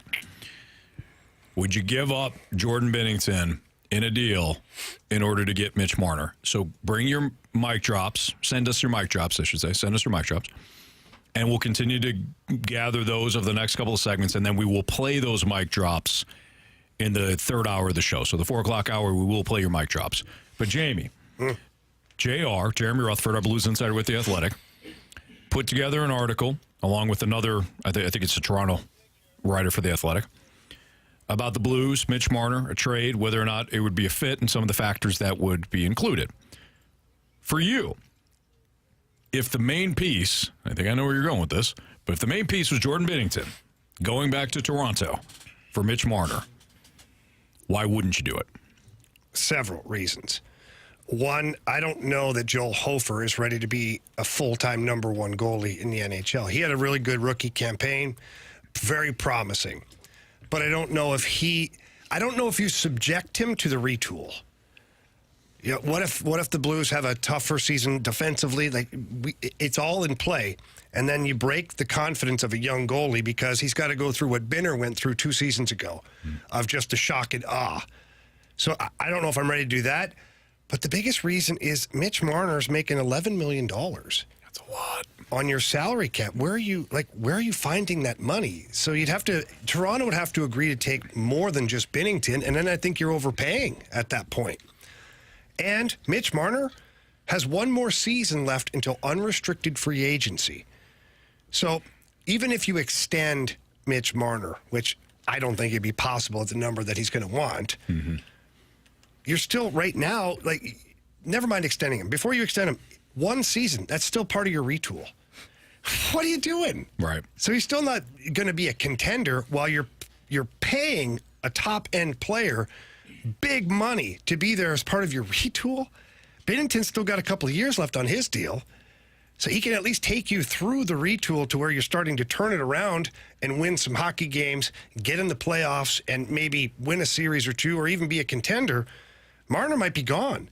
So you will have traded your number one goalie, who was absolutely fantastic this year for your club, who has term left on his contract to get you through the retool. You'll trade him away for 1 year of Mitch Marner at $11 million, and then he could tell you to kick rocks after that. Right. Yeah, absolutely not. No thanks. No, thank you. Well, yeah, I've heard you talk about the importance of goaltending and how a goaltender can help you win a playoff series. And so if you're talking about trading 1 for 1 for a guy that can score and a guy that can, be a point getter, but you're not going to have that guy that's going to stand on his head if you are fortunate enough to, or if you want to make it to the playoffs, if you're fortunate enough to make it there or even try to get there, it doesn't sound like a plan that would be pretty good for the St. Louis Blues at this time. No, and let's dive a little bit deeper here.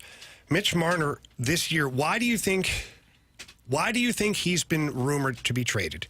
Or what do you know of why? I would assume it's because he's going to break the bank, and they also are going to be pressing with their cap because of guys like Austin Matthews, and they want to build a team. It's not just about a couple of players. The number one reason, Anthony? Yes, sir. He's being criticized for his playoff play. Oh, well, that's not good. And now, okay, what's the number one reason you'd hang on to a Jordan Binnington? Because of his playoff Because of his playoff play. So you're going to swap out. Did you see 2019 at all? Yeah, and how about the Colorado Avalanche before he got hurt by Nazem Kadri? The bubble year, too. The bubble year wasn't great. But not the bubble year, not the bubble playoff, but no, the bubble year. Going into that year, that was Binnington was sensational, wasn't he? Going into the bubble. He had 30 wins going into the bubble. Yeah. But my point is, you have a proven playoff performer who loves the big stage and thrives in playoff atmosphere for a guy that right now is being run out of Toronto because everybody thinks he's horrible in the playoffs. I don't like it, Jamie. No, thank you. Sound good. No, thank you. Now, if you can get Mitch Marner to come here for a lesser price, let's say you wanted to swap out another forward that's a high price forward, and you're able to acquire a Mitch Marner. 1 for 1? Or even if you sprinkled another draft pick in the deal. I'm fine with that experiment. I'm just speculating here. Hey, I'm just speculating. I don't know if the newest head coach for Toronto would want one of the forwards that you may or may not be alluding to right now. What are you talking about? You know what I'm talking about. I have no idea. Random player, Anthony. Hey, I like the idea. Yeah. I like the thought. Probably not going to happen, though. Probably not going to happen, though. But I am anxious to see what our listeners think. Yes. Some of our listeners might think that, Mitch Marner, and then, you get him here to St. Louis. He falls in love with it and re-signs. Doesn't really happen. I was going to say that. Doesn't really happen. Everybody thought Ryan O'Reilly was going to stay here. And, all that fun stuff. Sometimes they but do. But maybe they want to make that move. Some people here, I don't know if everybody has an appetite for Jordan Binnington. Some people don't like his antics, as they say. So I thought we got past that after last season. I thought that was a year before, not last season. I didn't some hear. People still hang on to it. Well, some people are idiots as well. I'm not disagreeing. I'm not saying which people. I'm just saying some people. I'm just I'm curious to see what people say, what they think. So we are going to take your mic drops on this very topic. If you want to send in a mic drop, leave us one. You just heard Jamie's reasons for not wanting to do it, but maybe you have a different viewpoint. Maybe you want to challenge what Jamie just said. If you want to acquire Mitch Marner from Toronto, would you be willing to give up Jordan Binnington? Leave us a mic drop, and we'll get to those in the 4 o'clock hour. But we've got the Gauntlet next. We got a new Gauntlet contestant, right? There you go. New Gauntlet contestant next on 101 ESPN.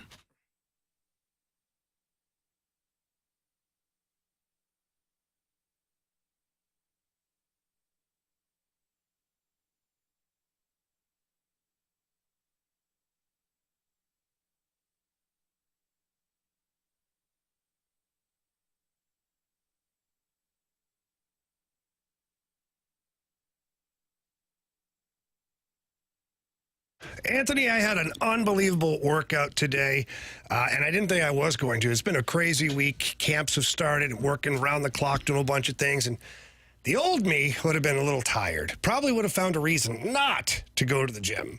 Got to the gym today, had a great workout, felt great. My day has been awesome ever since, and that's thanks to Mentality. That testosterone was low for me, and Mentality figured that out, put me on my own program now, and now things are they're just different. They've changed, and I owe it all to Mentality. Well, you can make that too, because I got up early. I was going to pitch you another idea for the Clear It Camp. So I was up early, still got my workout in, still prepped for the show. And I know that when I go home and I got the 3 little ones saying, hey, can we go outside? Can we do this? Absolutely. In fact, we got baseball practice tonight. I love being on Mentality's program. It helped me as well. It has helped me tremendously. Jamie and I are in our 40s. You might be in your 50s or even your 60s. It works. If you have low testosterone, you may not know it. We didn't know it until we went down to Mentality, but we felt the effects. We felt what it was like to have low energy, dragging throughout the day, irritability. These are all just some of the signs. And it's healthy, and they make sure that they stay on top of all of your blood work to make sure there's nothing else going on. And if there is, they can point that out to you. You get to your regular doctor. They're fantastic. The people are great. So when you head down there, either Chesterfield or South County, tell them Jamie or Anthony sent you in. They're going to love to hear that. You can also visit them online at lowtusa.com. It's Mentality.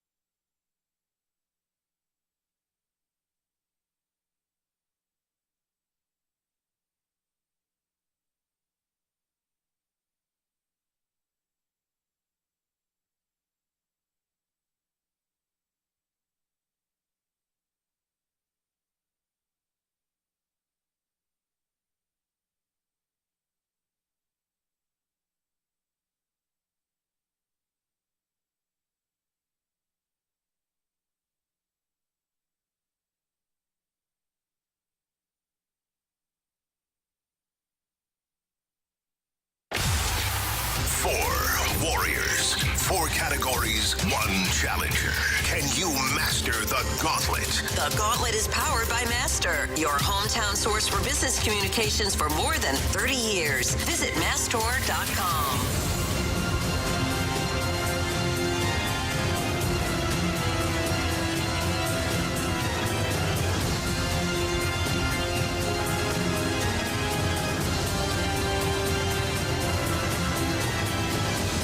Time for the Gauntlet here in the Fast Lane on 101 ESPN 401. Your time check is brought to you by Collection Jewelers, an officially licensed Rolex jeweler, with Andrew Marsh, Carey Davis, and Jamie Rivers. I'm Anthony Stalter, and we welcome in Tim, and apparently it's Tim's birthday today. Happy birthday, Tim. Oh, happy birthday, Tim. It's actually not my birthday. I just had to weasel my way in here for this. What the hell, Tim? Whoa! You... All right, Marsh. Let me explain. Wait, is it a fake birthday? It's a fake It's birthday. like going to Applebee's and telling them it's your birthday to get a cake. Happy birthday to you. Happy birthday to you. Here's your cake. Happy birthday, ice cream, Tim. Now blow out your candle. All right. Guys, should we take it to a vote? Do we just hang up on Tim? No.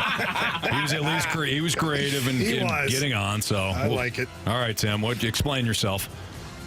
So 1 year ago in 13 days, 23rd, 2023, I was on the Gauntlet. Jamie kind of wiped the floor with me. So Jamie. Sorry, Tim. I've been in the lab. I've been grinding, going to the plays, going to the drill. So Nice. I'm ready. All right. Okay, so you had to get on, is what you're saying. Yeah. Yes, Okay, sir. hey, listen, we respect the game. By the way, it is listener Swan's birthday. Swan, happy birthday. He's 23 years old. Happy birthday, birthday, Swan. Swan. That's actually a legit birthday, so happy birthday. 23 years old, Swan is. Got his whole life out of him. Not like us. Days. Yeah. I don't really 23. remember that. No, I don't either. Kind of a blur. Yeah. Good times, I'm sure. Oh, yeah, fantastic times. All right, Tim. I imagine you're going after Jamie, or no? What do the kids say these days? I got to stand on business. Oh. Hey. Okay. All right. So it's me? Yeah, it's you. Yes, He's it's you. trying to learn He's got to the stand lingo. on business. Yeah. Yeah. I got kids, but they don't say that. Not to me, they don't. Oh, wow. Good luck, Tim. All right, so Jamie's going to make his way into the cone of silence. Tim, did he beat you in hockey, or what did he beat you Yes, in? absolutely. Okay. Absolutely. So was it the old Gauntlet then? No, it was you guys still do the spin the wheel, right? Yes. Yeah, it was the wheel. Wow. Okay. All right. Well, tell Marsh to spin that wheel. We'll see. We'll see if the wheel wants to punish you for lying about your birthday. Go ahead. I hope not. Spin that wheel, Marsh. All right. So we know you don't want hockey. What do you want? I don't feel great about anything, but baseball would probably be. Is it hockey? You're lying. Don't tell me. It's Don't hockey. tell me. It is hockey. Hey, listen, karma is a you-know-what, man. Hey. Karma is a you-know-what. Some might So say the sorry, wheel. not sorry. Yeah, so the wheel spun hockey. How about that? All right. Just the way it works. Tim, you're going to get 4 hockey questions. Jamie's going to get the same 4 hockey questions. Each are worth 2 points unless you ask for the options. Once you ask for the options, those questions are worth 1 point. Are you ready? No. Okay. Go for it. Question 1. The last time the Edmonton Oilers were in the Stanley Cup final, which former Blues assistant coach was their coach? Oh, my gosh. Options. Scott Mellenby, Craig McTavish, or Don Granato? I'll go with the second one. It sounds the coolest. Craig McTavish? Yeah. All right. Final answer? Yep. Question number 2. Before Doug Armstrong took over in 2010, who was the most recent general manager of the Blues? Jeez. Options, please. Is it Larry Plow, Bobby Plager, or Mike Keenan? Oh, my goodness. I'll go the first one. Final answer? Yep.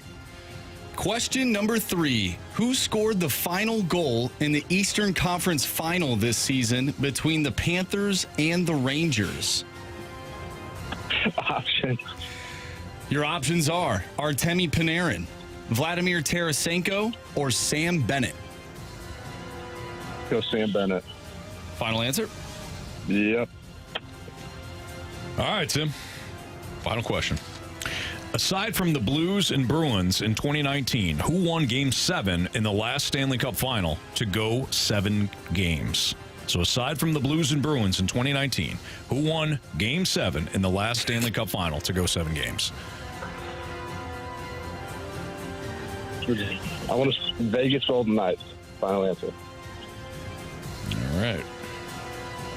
Don't worry, guys. I'm going to ban myself from the Gauntlet. You don't have to worry about it. Tim, don't be too hard on yourself. Jamie's going to work his way back in from the cone of silence here. It's okay, Tim. All right. He's got a little strut to him. He's got his Blues 101 ESPN T-shirt on, so clearly he's feeling some Blues love today. A lot of pressure here. A lot of pressure. After Tim calls you out. Yep. Jamie, what would say is your go-to category? The one you want the most? For me, personally, I mean, they're all a blessing. Yeah, of course. But I probably, it's a tough call, but I'd probably lean hockey. Lean hockey. Okay. Yeah. Now, Tim today walked in to the Gauntlet here by using a fake birthday call. He did. Yes. We also know that the wheel can be unforgiving. He did not want hockey. The wheel granted him hockey. Your category today, Jamie, is hockey. Oh, yes. Boy. Carey? Pack a lunch. Here we go. Question 1. The last time the Edmonton Oilers were in the Stanley Cup Final, which former Blues assistant coach was their head coach?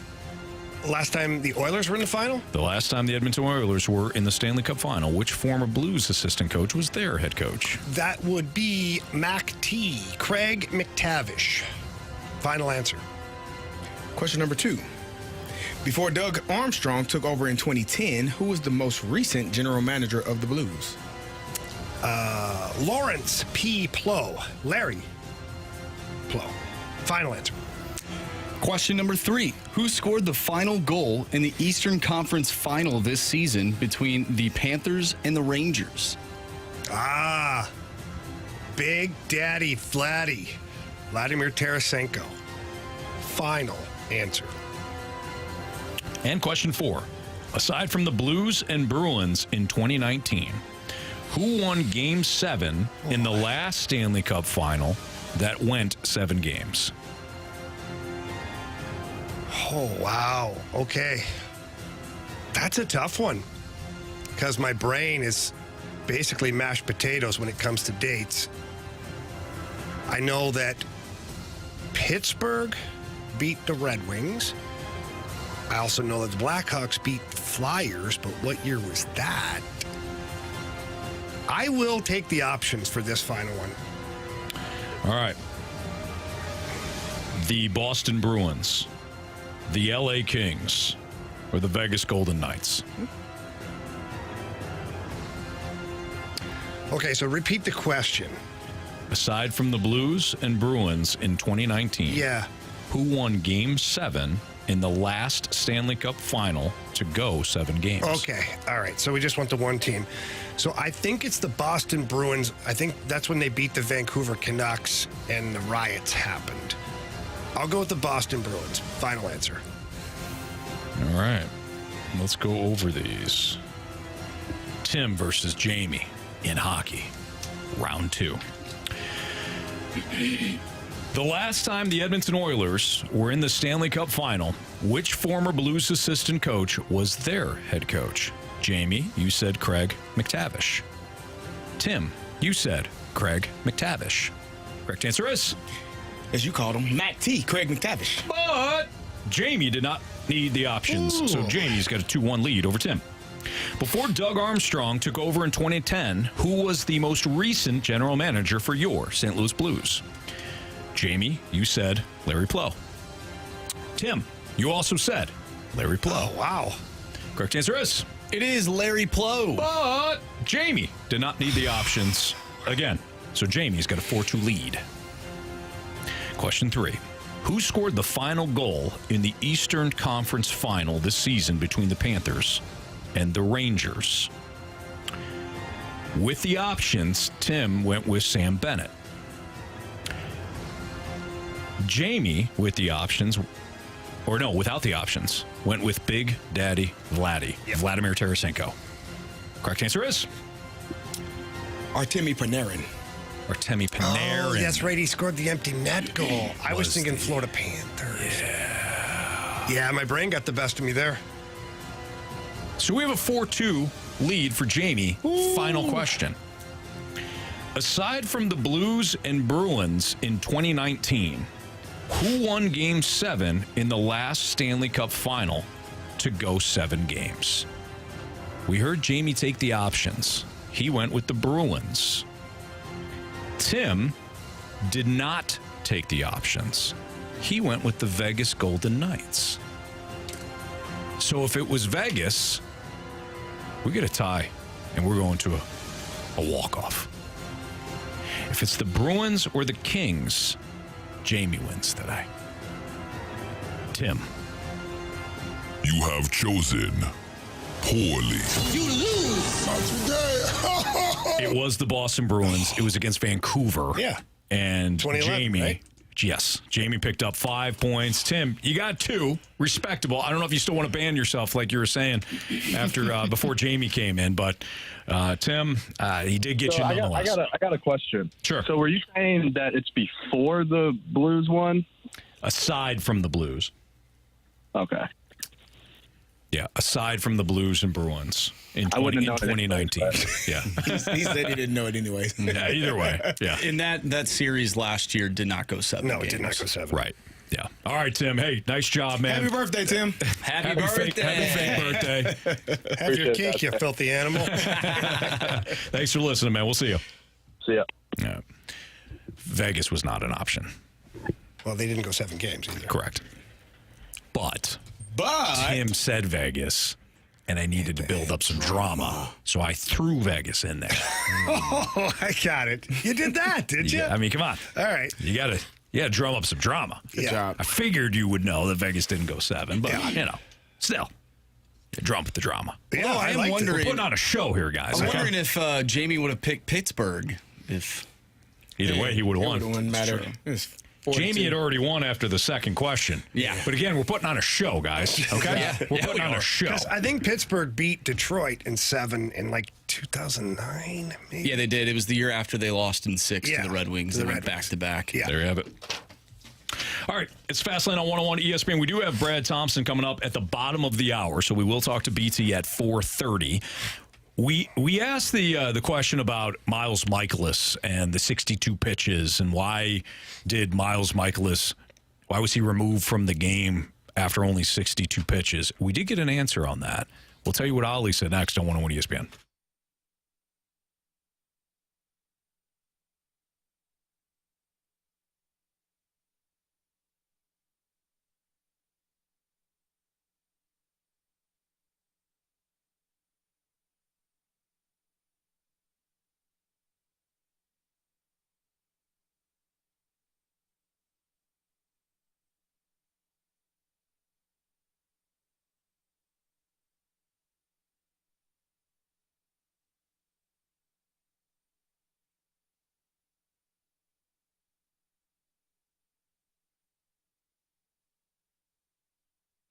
Auto Centers Nissan Herculaneum, they still have the hail sale going on right now. We're talking about massive price discounts of up to $20,000 off with no payments for 3 months and no down payment available on select new and used inventory. And it's all available at one location out in Herculaneum. It's Auto Centers Nissan. They have over 700 vehicles on their lot. But when it comes to current Nissan specials and incentives, they're included on all eligible affected new Nissans because of the hailstorm.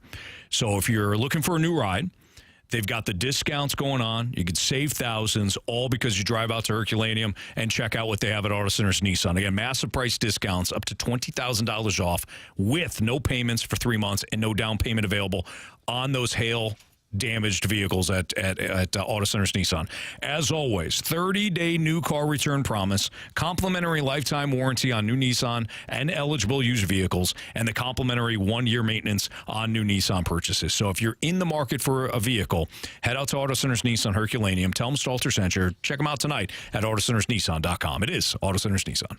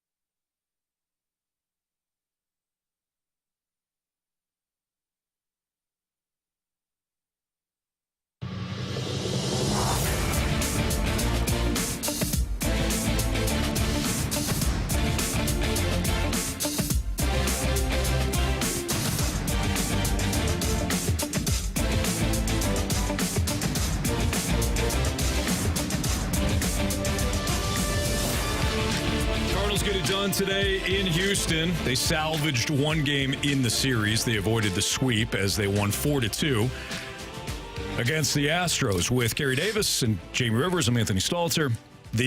One of the big questions today was surrounding Miles Mikolas. He pitched very well, very efficient, 62 pitches through 6 innings.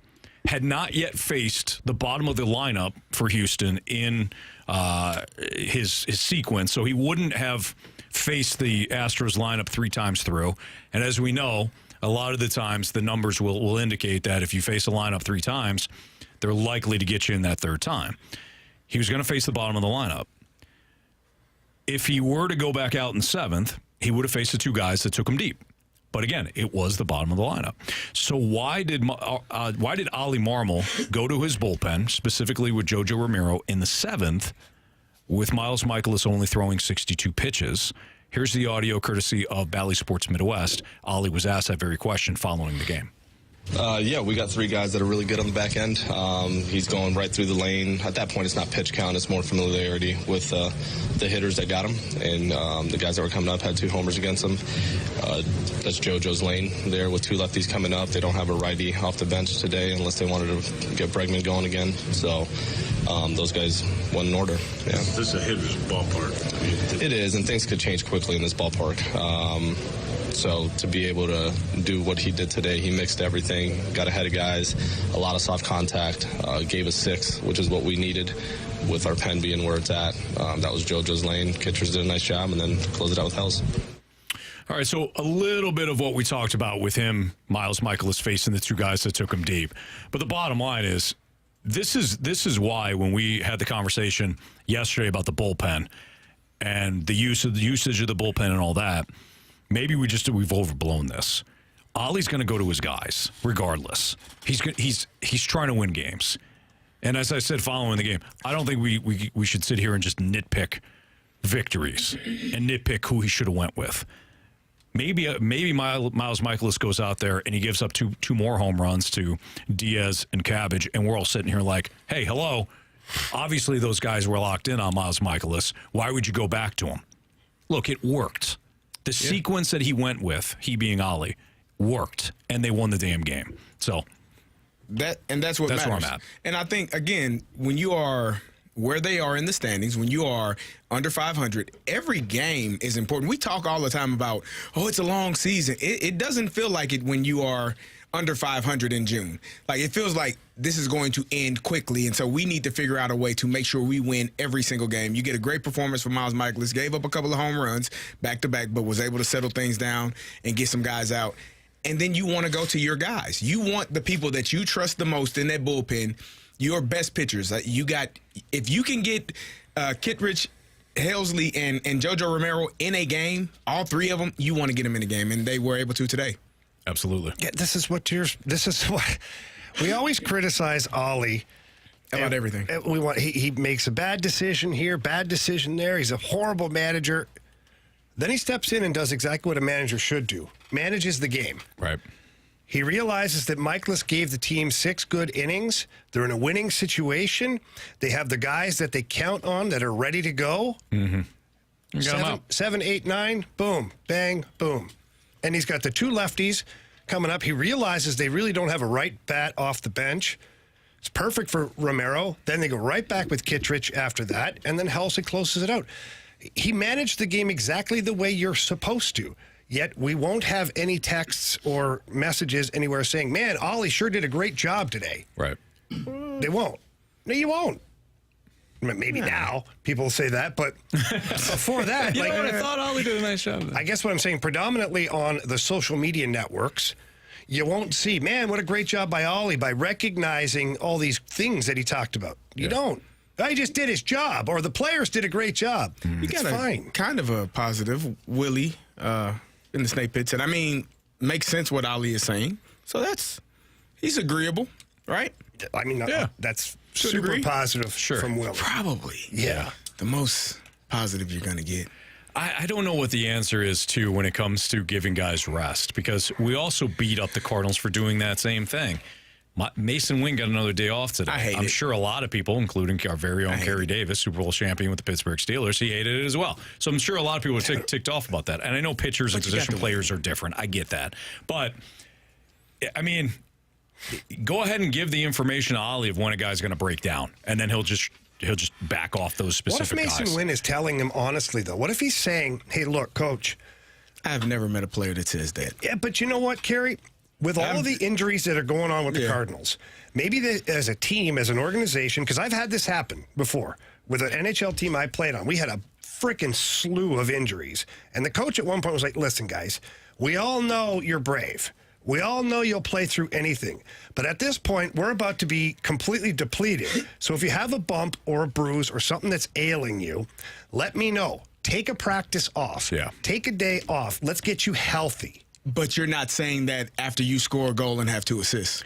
Oh, hell no. No, I understand that. But if he went 3 for 3 last night. But they're also playing 162 games.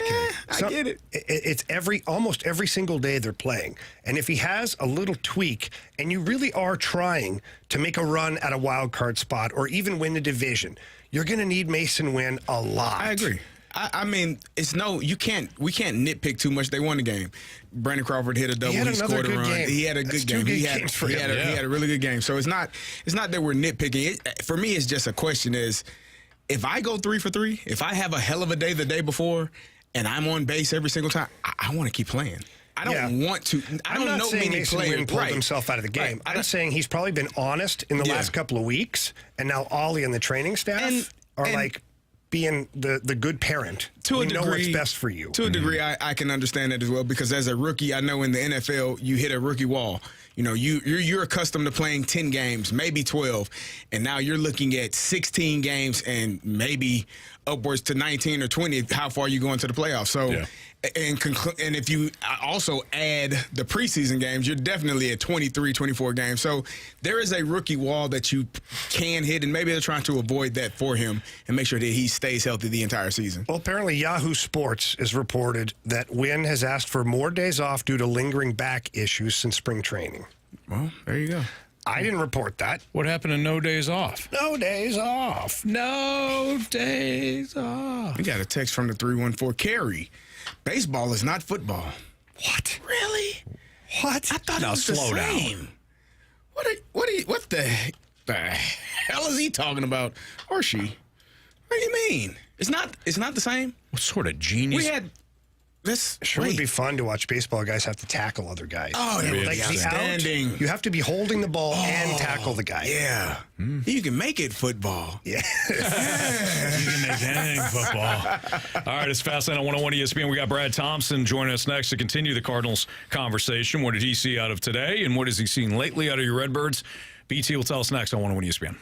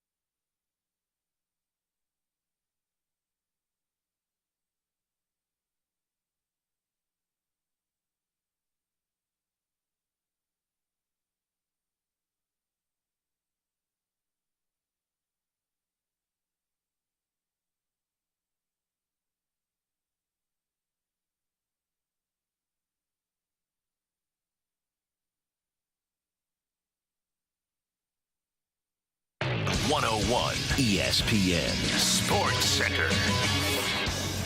I'm Andrew Marsh. It's time for a Sports Center update driven by Johnny Londoff Chevrolet and Johnny Londoff Autoplex. The Cardinals avoid the sweep in Houston as they take down the Astros by a final score of 4-2. They'll take on the Colorado Rockies at home tomorrow with Sonny Gray taking the mound. 6:45 first pitch. We're going to dive into today's game with Brad Thompson, former Cardinal pitcher. You can hear him on Bally Sports. And next, you'll hear him right here in the Fast Lane. I'm Andrew Marsh, and this Sports Center update is driven by Johnny Londoff Chevrolet and Johnny Londoff Autoplex. See them at londoff.com. Chevy, together we drive. Are you kidding me?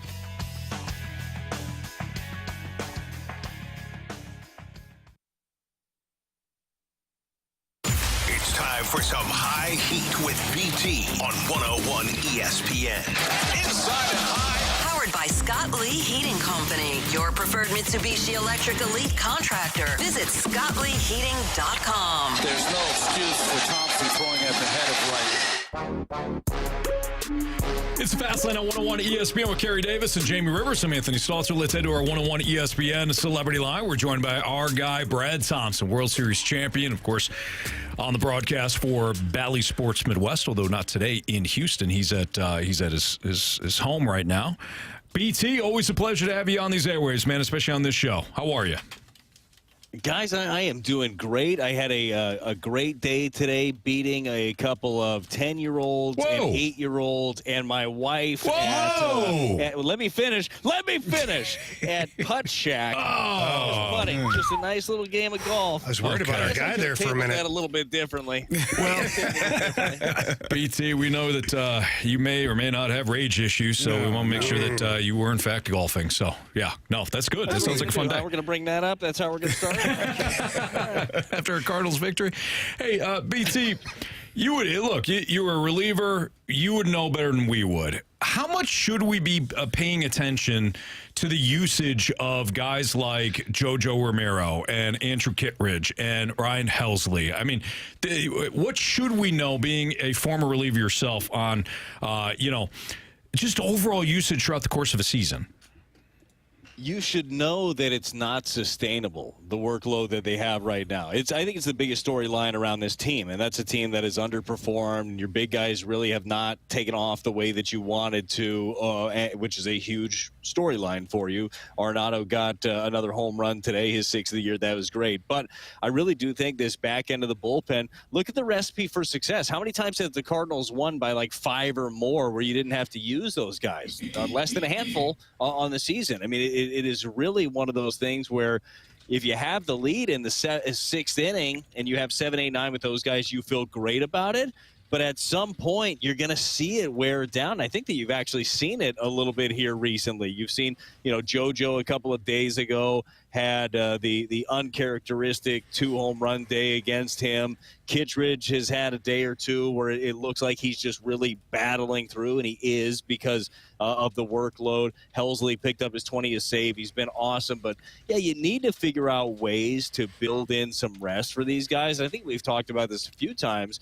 But in my opinion, yeah, you have other guys step up, Fernandez, and you've seen John King step up in the spots, and other guys like have been part of that. Matthew Liberatore better out of the bullpen. But the biggest key to saving these guys is your offense scoring a bunch of runs to be in games where you don't have to use them. So it's so great to have a weapon like that. Remember back in, 2015 when the Royals ended up winning the World Series? That was there. It was automatic. 7, 8, 9. You knew who you were going to get, and they mowed everybody down. I think the Cardinals have a version of that, but it doesn't work from April through October. Like, you need other guys to step up, and you need to score more runs. BT, were you a little surprised that Oli went that route today when Mikolas is through 6? He's only thrown 62 pitches, and we know that Miles likes to be a guy that can eat innings. Were you surprised at all that the Cardinals went to the big 3 on the back end when Miles still had some gas in the tank? So yes and no. Like the no is because I think had the Cardinals already won a game in that series, he might have risked it and rolled Miles back out there for another inning. Because you're right, Miles was fantastic. 62 pitches. He threw a bunch of strikes, did a really good job, didn't walk anybody. I mean, that's standard Miles Mikolas. Had weak contact. That's what you want to see out of him. But I think that going back to what we were just talking about, like a blueprint of a victory, what does it look like? Well, it looks like having the lead through 6 innings, which the Cardinals did. 4-2 was the score then, and then hand it over to the guys that have been getting it done. I think that Oli, knowing that, might have kicked himself had things gone the other direction. You give Miles that 7th inning, it turns over on lineup again, and all of a sudden you put yourself in a jam. So had this series gone a little bit differently, and maybe the last 5 games coming into this one, the Cardinals had dropped 4 of 5. Maybe he wouldn't have gone that direction. But I think that his thought process is, hey, let's nail down this victory with the blueprint that we have that has been winning.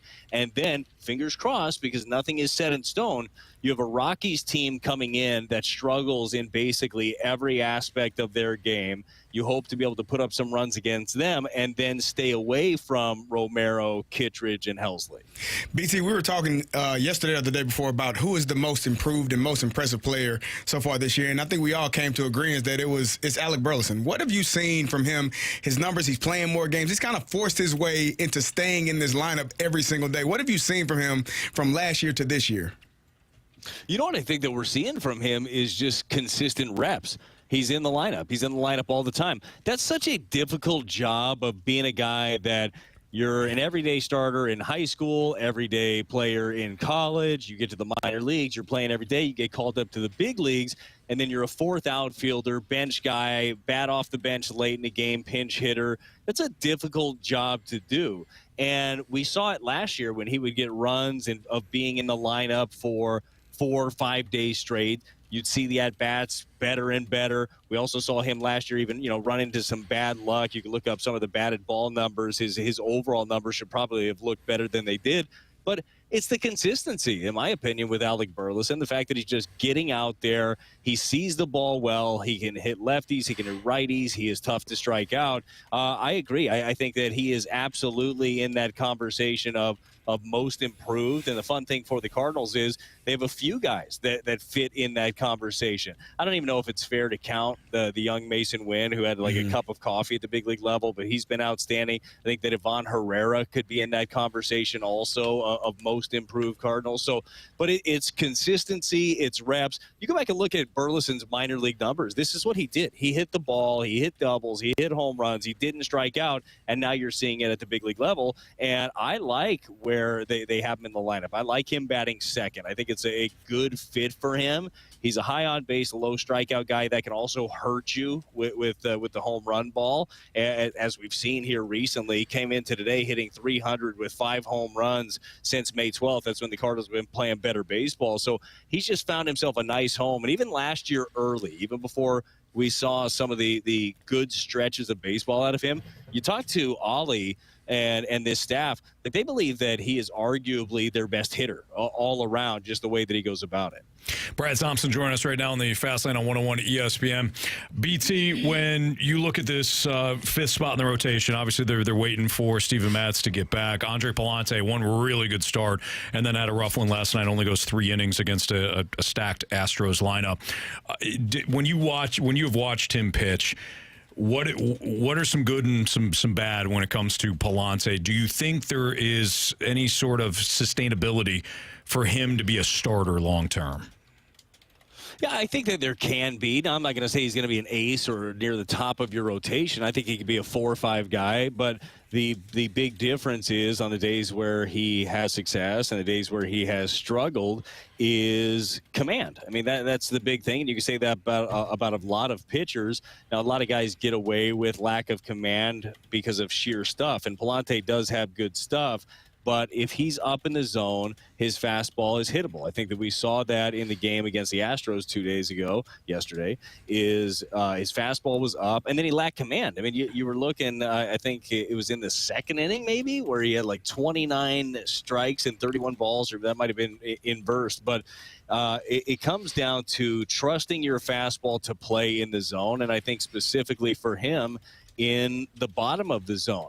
There are differences, right? Everybody tries to pitch up nowadays to take away that whole swing plane that is trying to elevate the baseball. Well, to me, there's a difference between thigh high and then above the belt up with the fastball. And thigh high is an area where it ends up getting hit pretty well. And I think that's kind of where we saw him a little bit. I still believe that him going down and lengthening out as a starter was a really smart move for him and for the Cardinals to be able to provide that depth, to be able to work on his sinker, which you saw a couple of good ones. You saw a lot of good ones against the Reds in his first outing out, to keep those right-handers on as something that he can run in on them so they can't just flick the ball away from him. But is he the answer to the fifth starter spot right now?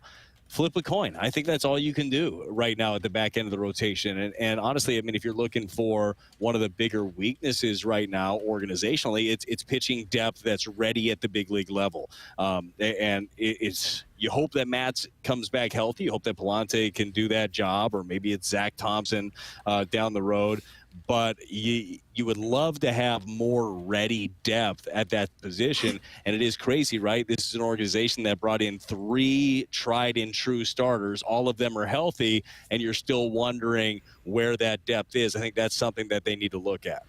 BT, how concerned should anybody be about Mason Wynn and this back tightness? I know Ollie's given him a couple of extra days off, and Brandon Crawford has stepped up and played very well in those last 2 games. But, you know, it's a young man. It's a lot of baseball. His first year playing in the big leagues for the entire season. You know, what should we be worried or not? Yeah, it's hard to say, right? We had this exact conversation with Nolan Gorman a year ago. Now, these two guys are built a little bit different. Their game is way different. Gorman, sheer power, and Mason Wynn is a lot of athleticism and rangy shortstop, right? So they're different. And you guys know this. Every like injury or every ailment, you know, affects people differently. I know that Mason has played through some pain this year. I think they've also done a really good job of getting him off his feet, even though the fan base doesn't like when he's not in there, because the style looks a whole lot better when he's there. And you're not always going to say, hey, he's feeling something. Sometimes you just say he's taking a day. But I think that he is still learning how to keep himself healthy through a big league season. And you're trying to figure out how you prepare, how you maintain. I know that the training staff is doing a really good job with him. They communicate every single day. So I don't think that it's something to worry about at this point. I think, and all of you athletes, like, you know what it's like. You know how long it takes to find like a regimen that works for you and what you need day to day. I kind of feel like that's kind of what he's going through. And organizationally, they're going to be smart by not throwing him out there every single day so they can build him up. He's never played a full big league season, so they're going to give him that opportunity to kind of work through it. BT, are you having any concerns about Nolan Arenado and his play in the field? He had another one kick off the heel of his glove today. Some plays that we are normally accustomed to seeing him make, seems like he's been struggling a little bit. Is there any concern there? Yeah, yes. I mean, these are plays that you've seen him make his entire career and he's not making. So I don't know if concern is the right word, but it's very noticeable and notable when the balls hit his way. You used to not have to look, and we're seeing a few of them bounce up on him. You wonder if some of the struggles offensively correlate to the field. That can happen, right? You're just in your own head enough. But I do believe this, at the end of the day, he's one of the best baseball players on earth, right? And I think that he's going to figure out some of those things. We did see his defense, especially early in the year, was a lot better than it was early in the year last year. So these defensively, with the Cardinals' struggles offensively overall, and it's been a lot better in the last 2-3 weeks now, they have to be so tight defensively that plays have to be made. And even the ones that are a little bit more difficult, that guy, the difficulty level for him goes up quite a bit. So you notice it more when it doesn't happen. So I won't say that I'm fully concerned there, but it needs to tighten up. And overall, the defense, I think, for the Cardinals right now needs to tighten up a little bit. It's been good, but I think it's got room to be better. Brad, we always enjoy our chats, man. Appreciate you stopping by again here in the Fast Lane. Go enjoy yourself, and Again, I'm glad that you were talking about golf earlier, not anything more severe. Yeah. I should have tabled it differently. No, I you're good. succeeded in a golf venture of putt-putt against my family and kids' friends. Well, BT, and I beat them bad. Yeah, that's where we go. You got to beat the kids down in sports. Just keep them. You do. No, you don't let them win. Yeah. Ever. Made 2 of them cry, Carey. Yes. Cry. That's how you get tougher. That's how you get stronger. Okay. Don't like it. Play Bill better. Calluses. There you go. Oh, smokes. BT, be good, brother. We'll see you. All right, sounds good. See you, fellas. All right, that's Brad Thompson, our good buddy here on 101 ESPN. Good stuff out of him as usual. All right, we have mic drops that we want to get to on the Mitch Marner for Jordan Binnington conversation. That was the one that we threw out. Hey, would you give up Binnington in a deal for Mitch Marner? Your mic drops next on 101 ESPN.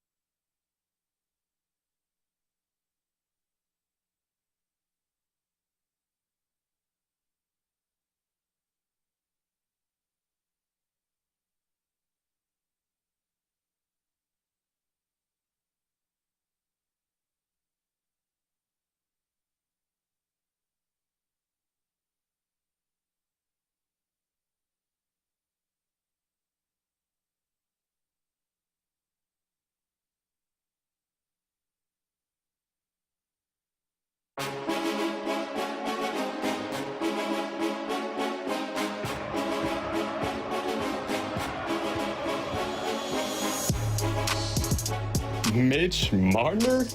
Yeah, are you kidding me? Who wouldn't want Mitch Marner on their team? Listen, you guys heard of Mitchie football, all right? Undisputed go. Imagine Mitchie hockey, okay? This guy, you can't miss can't miss with this guy. Jordan Binnington this, Jordan Binnington that. Yeah, he's a great goalie, great playoff goalie. Yeah, he can win you series. You got to get to the playoffs first. And how do you do that? Mitch money, baby. Let's go. All right, that was John. Perfect way to lead things off here. Now, Jamie. Yeah. We all know how you feel about that. You made the case not to bring in Mitch Marner, not because he's not a good player, just because the salary constrictions that apply. Mm-hmm. You only have him for 1 year, provided it's not a sign and trade or however that works. And you don't want to give up Jordan Binnington based on his playoff performance. John said otherwise. You got to get there first. Yeah. There's another obstacle, too, guys. What's that? Mitch Marner has a full no movement clause. Why wouldn't he want to come to St. Louis? Why wouldn't he want to move? the Toasted Ravs and the free zoo? Guys, I'm going to let you in on a little secret. What's wrong? Is Mitch Marner in the last year of his deal? He's making $10.9 million right now. Okay.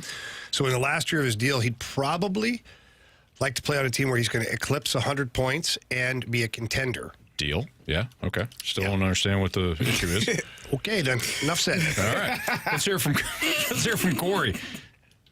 Okay. Absolutely not. I do like Mitch Marner, but Jordan Binnington, he's proven to be a winning goalie. A goalie that the Blues were looking for years, for 50-something years, I think. For 50-something years. Even the great ones like Grant Fuhr could not win the Stanley Cup. It took Jordan Binnington, a goalie that nobody knew about. You know, I mean, yeah, we knew about him, but we didn't think he was going to be like he was in 19, coming out of nowhere. No, it's going to be hard for me to trade anybody for Jordan Binnington. Unless they're giving up a Draisaitl, a McDavid, or Nathan McKinnon. No, not for Mitch Marner. Yeah, so Corey brings up a really good point there in that it took somebody like Jordan Binnington. Now, he had a lot of help, obviously. He had Alex Pietrangelo. He had Alexander Steen. He had Vladimir Tarasenko. He had Pat Maroon and Robert Thomas. That Blues team, when it was all said and done, we look back very fondly of it, not just because they won the Cup, but because of the way they played.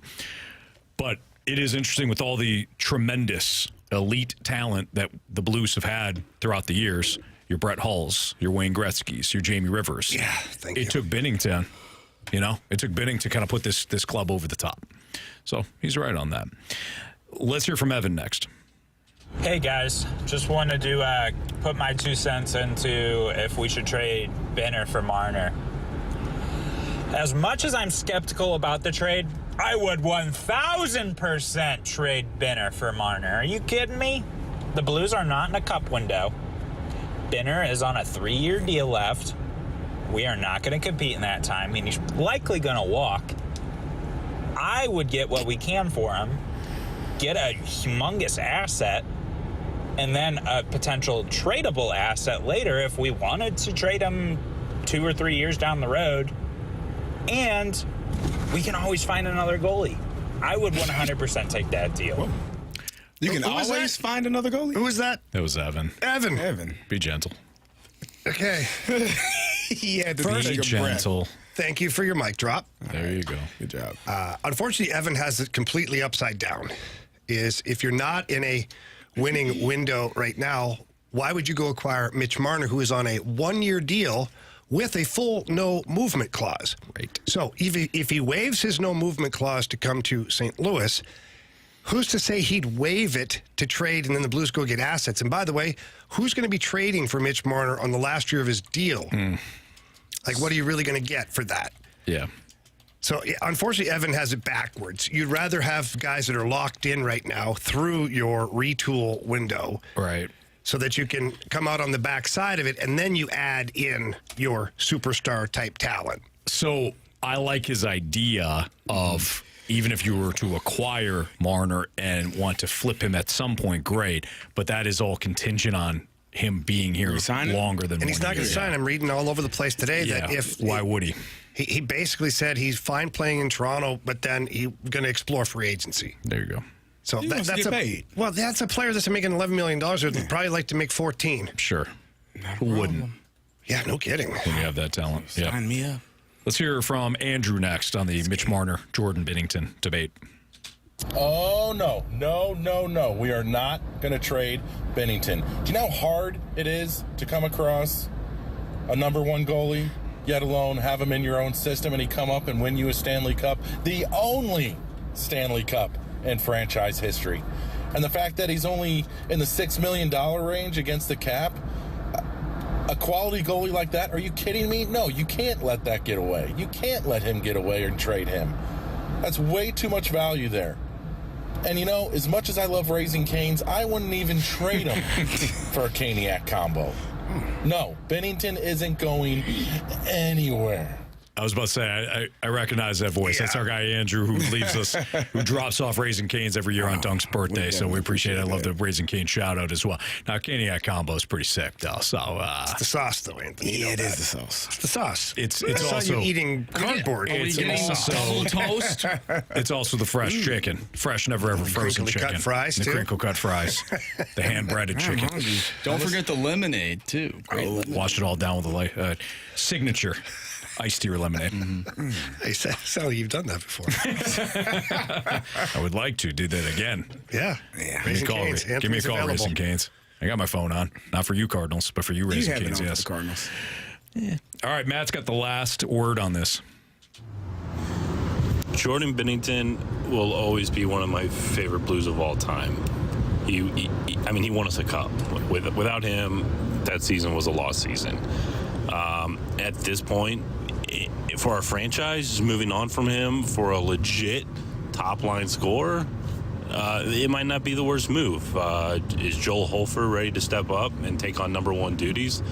He looked like he could handle it last year. What will he do with an increased workload? It's hard to say, but if you can get a top-line guy, and I don't know if that's Marner, I would prefer to get into the Brady Tkachuk negotiations here, but it would be hard to say no if a Marner type player became available for Jordan Binnington. What do you think? No. I'm just not doing it. No. Yeah. It's just the timing of the whole thing is wrong anyways. Doug Armstrong himself would sit here and tell you the timing's not right. Army told you in his press conference, don't expect us to make a big splash because now's not the time. Mm-hmm. We need some younger players to develop and make this team. And like Dvorsky's got to play, Snuggerud's got to play. You got to find out where you are in a year or two before you worry about adding a Mitch Marner to the mix. Yeah. In fact, Mitch Marner, if you're going to spend $11 million on a player, go get a number one defenseman. Mm-hmm. That'd be more valuable for this club than it would be to get a Mitch Marner. Maybe one of your young guys ends up being a Mitch Marner. Dalibor Dvorsky could be a Mitch Marner. Maybe. Jimmy Snuggerud. Not a bad thought there, kid. And they're cheap. For now. For now is right. All right, we got our Sports Six-Pack next. If you got a question for us, send it in 314-399-9646. That's Air Comfort Service text line. Sports Six-Pack next.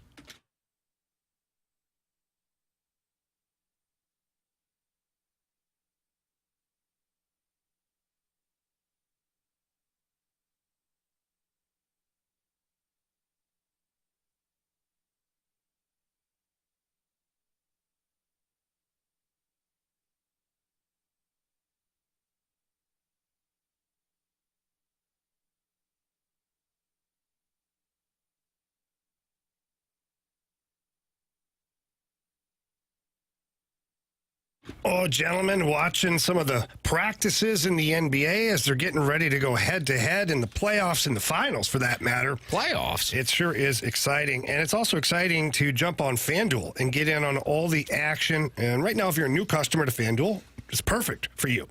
You'll get $150 in bonus bets, and all you have to do, Carey, is place a winning $5 bet. Yeah, that's $150 to use on live bets, same game parlays, championship futures, and so much more. There's no better place to bet all the playoff action than America's #1 sportsbook. You got the Celtics and the Mavs. Maybe you want to take Jaylen Brown for points, Al Horford over in three-pointers, Luka Doncic for three-pointers made. That's a parlay that I can go for. Absolutely, and it's all available at FanDuel. You guys know this. Just sign up using our promo code FAST. So go to FanDuel.com/FAST to get started. Then you get the $150 in bonus bets with any winning $5 bet. All courtesy of FanDuel, the official sports betting partner of the NBA. Must be 21 or older and present in Illinois. First online and real money wager. Only $10 first deposit required. Bonus distributors not withdrawable bonus bets that expire 7 days after receipt. Gambling problem, call 1-800-GAMBLER.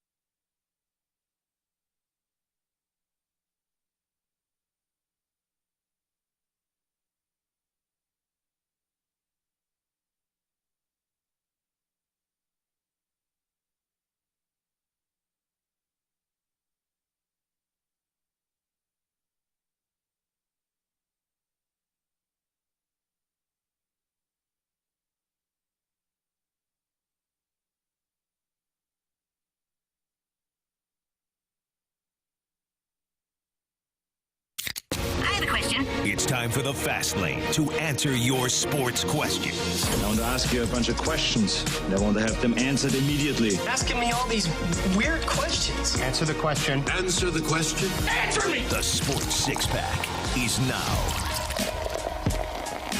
It's the Fast Lane on 101 ESPN, where it's 5:04. Your time check brought to you by Clarkson Jewelers, an officially licensed Rolex jeweler. Carey Davis, Jamie Rivers, Anthony Stalter, and this is Andrew Marsh with you. Question 1, please. Question number 1. From the 618, who's at the biggest fault for Joe Pavelski retiring cupless? Who's what? You heard him. Whose fault is it? Whose fault is it? Is it Anthony's fault? How's it my fault? Because he couldn't get it done with your San Jose Sharks. Who could? That team stinks. You didn't cheer loud enough. He did make it to the final the 1 year. Lost to Pittsburgh, I believe. That's a good team. I don't think it's anybody's. Mr. Steeler. I don't think it's anybody's fault. Certainly don't think it's Joe Pavelski's fault. He's been an excellent player for a long time now in the NHL. I think it just goes to show you just how tough it is to win that cup. Like Joe Thornton, Patrick Marleau, Joe Pavelski, those are all guys from that team in San Jose that, for whatever reason, they just weren't able to capture the cup. Keith Tkachuk never won a Stanley Cup. Should be in the Hall of Fame. Like, there's lots of guys that don't win the cup that are certainly deserving of it. So I don't think it's anybody's fault. I just think, to me, it just exemplifies just how tough it is to win a championship. The 314 says the 2019 Blues. I mean, well, they're certainly a big part of it. The 2019 Blues, the I don't know what 2024 Oilers. I mean, he ran into some really good teams. Yeah. I mean, this was probably his best chance. You got an Oilers team that incredibly talented, but didn't have the same depth that Dallas did. Nope. Not to say that Dallas would have beaten Florida in the Stanley Cup final. I still would have taken the Panthers. But this was a golden opportunity. That Stars team was had it. I mean, Jamie, would you say in the Western Conference as much depth as any team? Oh, absolutely. I mean, top to bottom. I'm not to talking bottom, about the best roster. I'm just talking about the best goaltending, depth. good coaching. Yeah, I believe they were a favorite. You know, the Colorado would be better, maybe, but they didn't have the goaltending. Yeah. There you go. Question number 2. From the 636, does this NBA Finals affect Jason Tatum or Luka's legacy more? Oh. What do you think, Carey? I mean, Jason has been there before.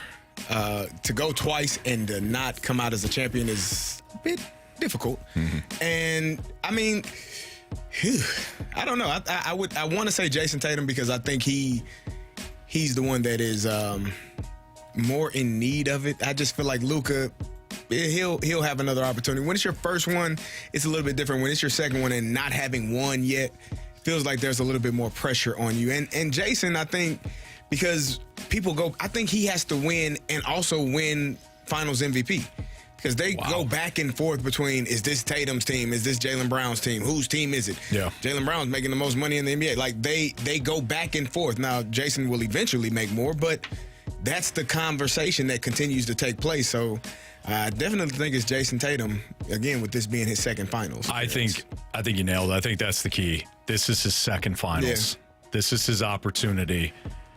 I mean, in an Eastern Conference, they breeze through it. They're going to face a Dallas team that, certainly loaded and that can take him down. But I don't know if it's going to get any easier in the Eastern Conference. You have a perfect chance. Yeah.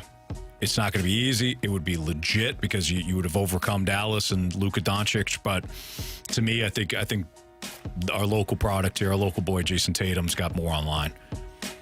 I agree. Mostly because of what you said, though. It's a second opportunity.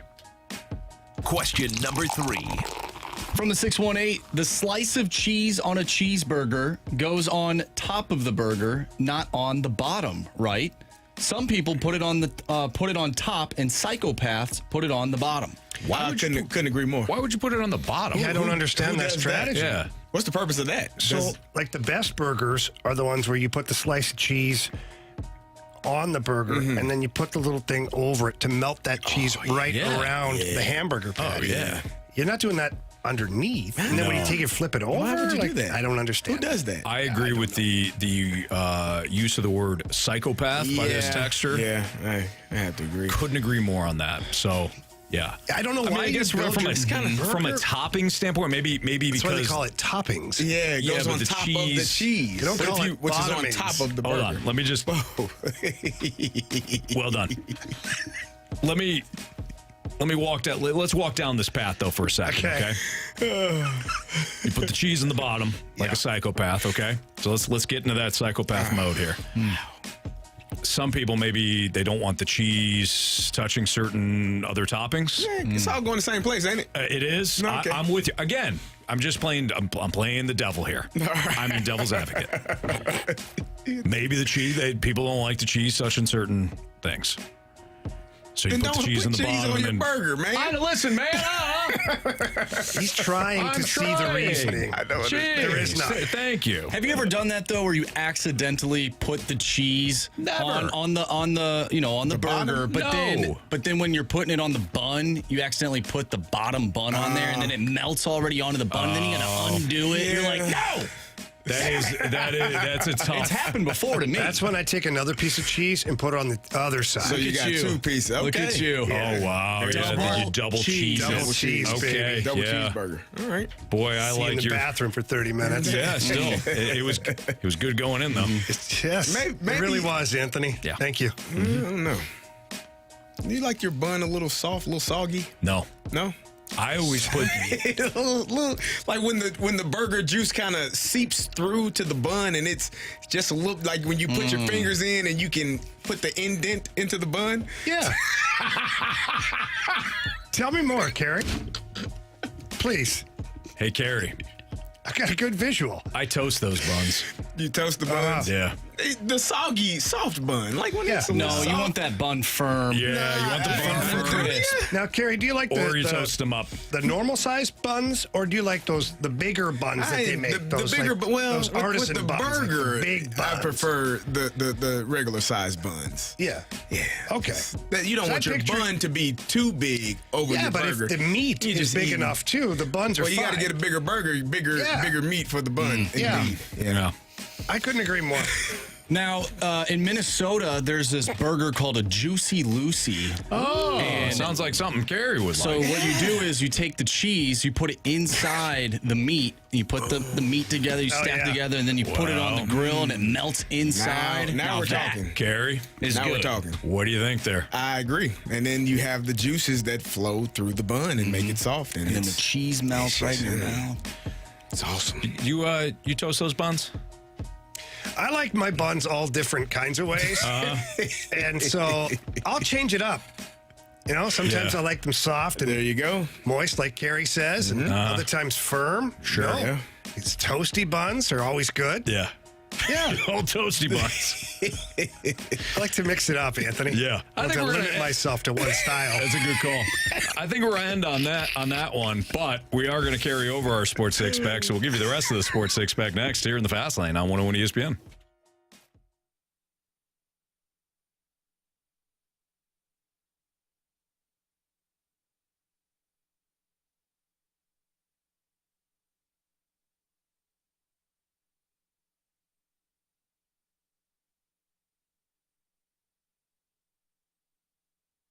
Well, now I'm hungry and I want to head down to the Jack Buck Grill. They have the best food. Missouri Athletic Club downtown, historic building. It's great. And before Cardinals games or after Cardinals games, it is a great spot. And as a member of the MAC, I love parking there, getting myself something to eat or drink at the Jack Buck Grill, and then heading down to the ballpark, whether I walk or take the shuttle over there. Missouri Athletic Club, very accommodating when it comes to Cardinals games. I also enjoy going to the West Clubhouse, workouts, using their pool. I enjoy it all. That's my MAC, Missouri Athletic Club.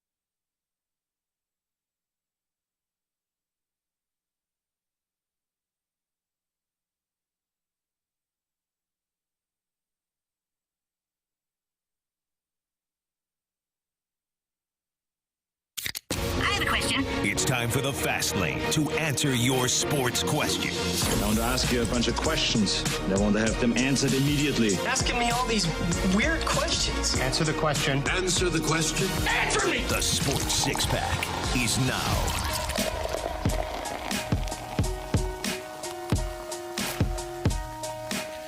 Let's continue our Sports Six-Pack here in the Fast Lane on 101 ESPN with Carey Davis, Jamie Rivers, I'm Anthony Stalter. Marsh, go. Marshy. Question number 4. Thank you.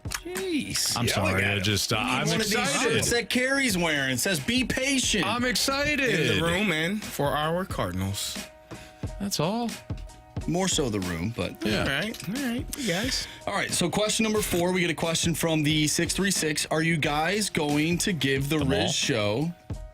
No. Going to the mall. Quits. Anthony. Are you going to the mall later? No, I'm not going to the mall later. Keep spelling, mister. All right, so from the 636. Madison. Yeah. Are you guys going to give the Riz show what they deserve in the home run derby this year? They were talking about it on the Riz show. Well, that's all they do is talk about it. Wow. This is the first time they'll face this version of the Fast Lane. Yes. Because we didn't have Marshy or Carey last year. No, we didn't. We had Marsh 2 years ago when I stunk up the joint. Was it bad? I was terrible 2 years ago. I sandwiched good performances in between that year, but that year was rough. Jamie carried us, Marsh carried us, thankfully. And BT, I think. BT was good too. But I want this version of the Fast Lane to provide the absolute biggest beating to the Riz show that has ever been handed out. Well, I want nothing left of their souls. What was funny was I was out with Riz on Friday night, and Riz mentioned himself, because he wasn't there last year. Remember, he was out of town. Yep. And he's like, "Well, I'm back." Oh, yes, and he I is. said, "Yeah." I said, "Your team will overcome that." Oh, wow. He's acting like he's stepping in, like he's Shohei Ohtani coming back for the team. I think in his mind he feels that way. And you know what? In Riz's defense, he has put on some good performances out there. Yeah, but Anthony, that's a bit much to act like he's the difference. He's the reason. I mean, listen, we all love the Riz show. We all listen to it, okay? We know that Riz, when he's talking, a lot of emphasis on himself. It is called the Rizzuto show.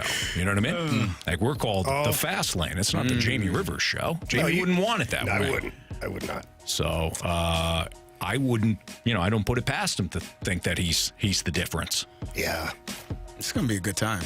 I'm looking forward to it. All of us are going to be there this year. Yes. Perfect. Yep. Yeah, I'm glad the looking forward to date it. changed. Did it? Yeah, usually it was the 1st of June.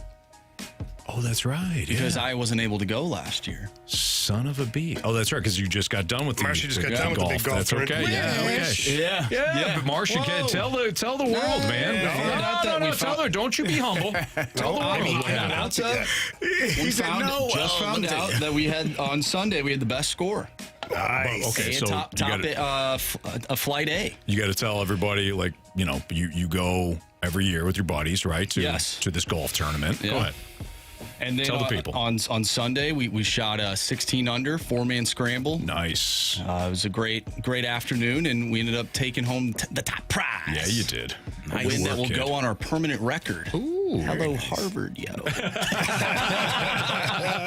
Now, you're done with school, right? But still. I am, yeah. Nice, okay. All right. But yeah, we plan to hand the biggest beating ever to the Rizzuto show in Fastlane Rizzuto show home run derby history.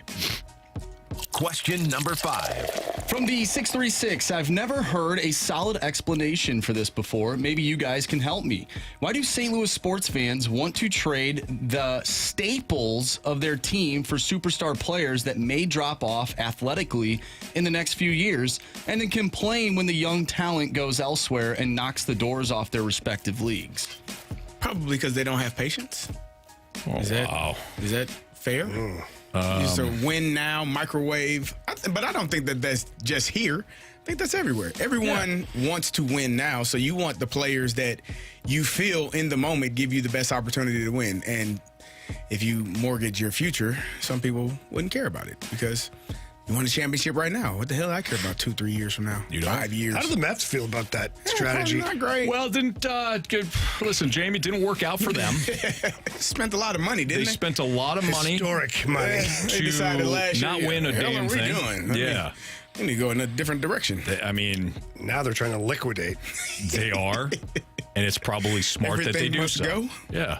All right. Probably smart that they do so. But no, I think Carey's right. I think this is a situation where, you get a little impatient.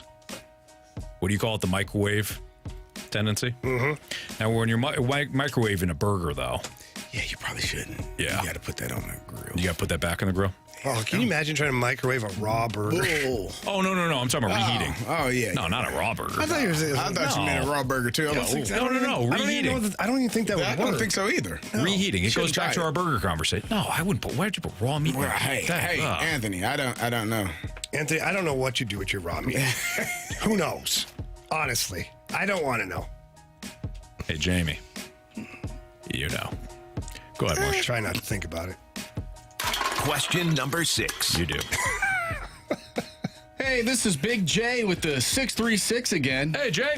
Is this Big the J. Food Network show or the sports show? It's the sports show, you son of... Go ahead. I turned it on, and all I hear you guys are talking about buns and burgers. Maybe I need to come on your show and talk sports. Here's the thing, guy.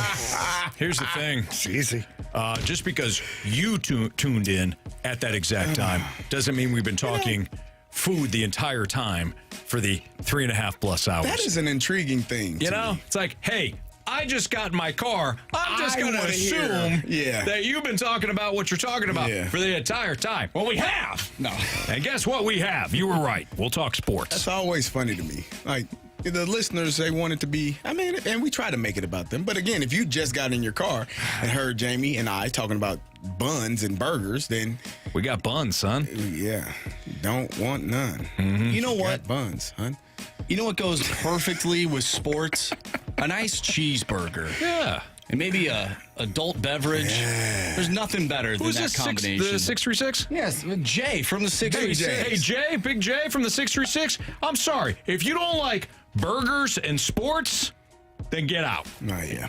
Completely un-American. I thought this was America. Yeah. Big J. You got a text from the 314 says raw burgers cook in 5 minutes in the microwave. No, I don't know that. Yeah, I don't either. What? That's called dog food. That sounds... I can't, and I won't. Not good. I don't want to.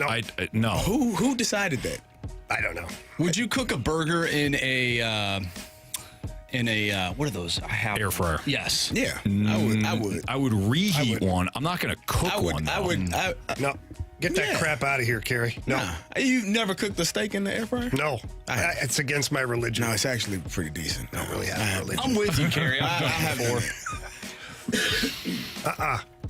I've never made a burger in there, though. But I definitely haven't made a burger in the microwave. When I'm preparing my meat, it's not going anywhere except for on the grill.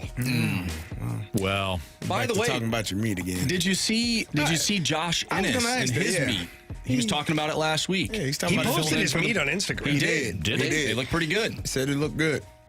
Marcy saw it. I didn't. The I didn't tri-tit. So you saw Josh Ennis's meat, huh? Mm-hmm. It's on his Instagram. And you said it looked good. It looked good. All right. He's a good chef. Okay. All right. Will that do it for the Sports Six Pack? Yeah, actually, it was more of the food 6-pack. Yeah. But according to Big J, 636, who just got in his car and hadn't listened to anything else. Don't worry about it, Jay. We'll talk sports next. Yeah, here on 101 ESPN.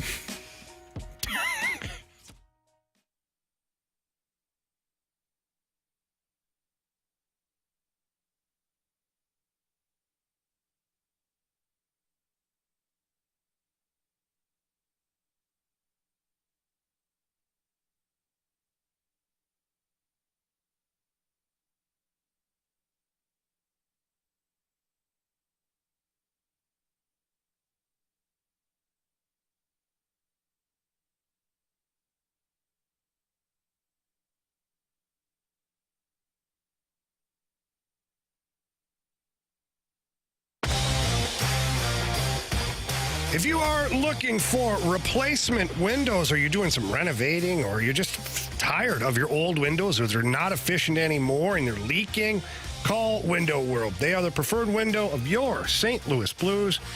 And Window World is also they're one of 2 windows with the Good Housekeeping seal of approval.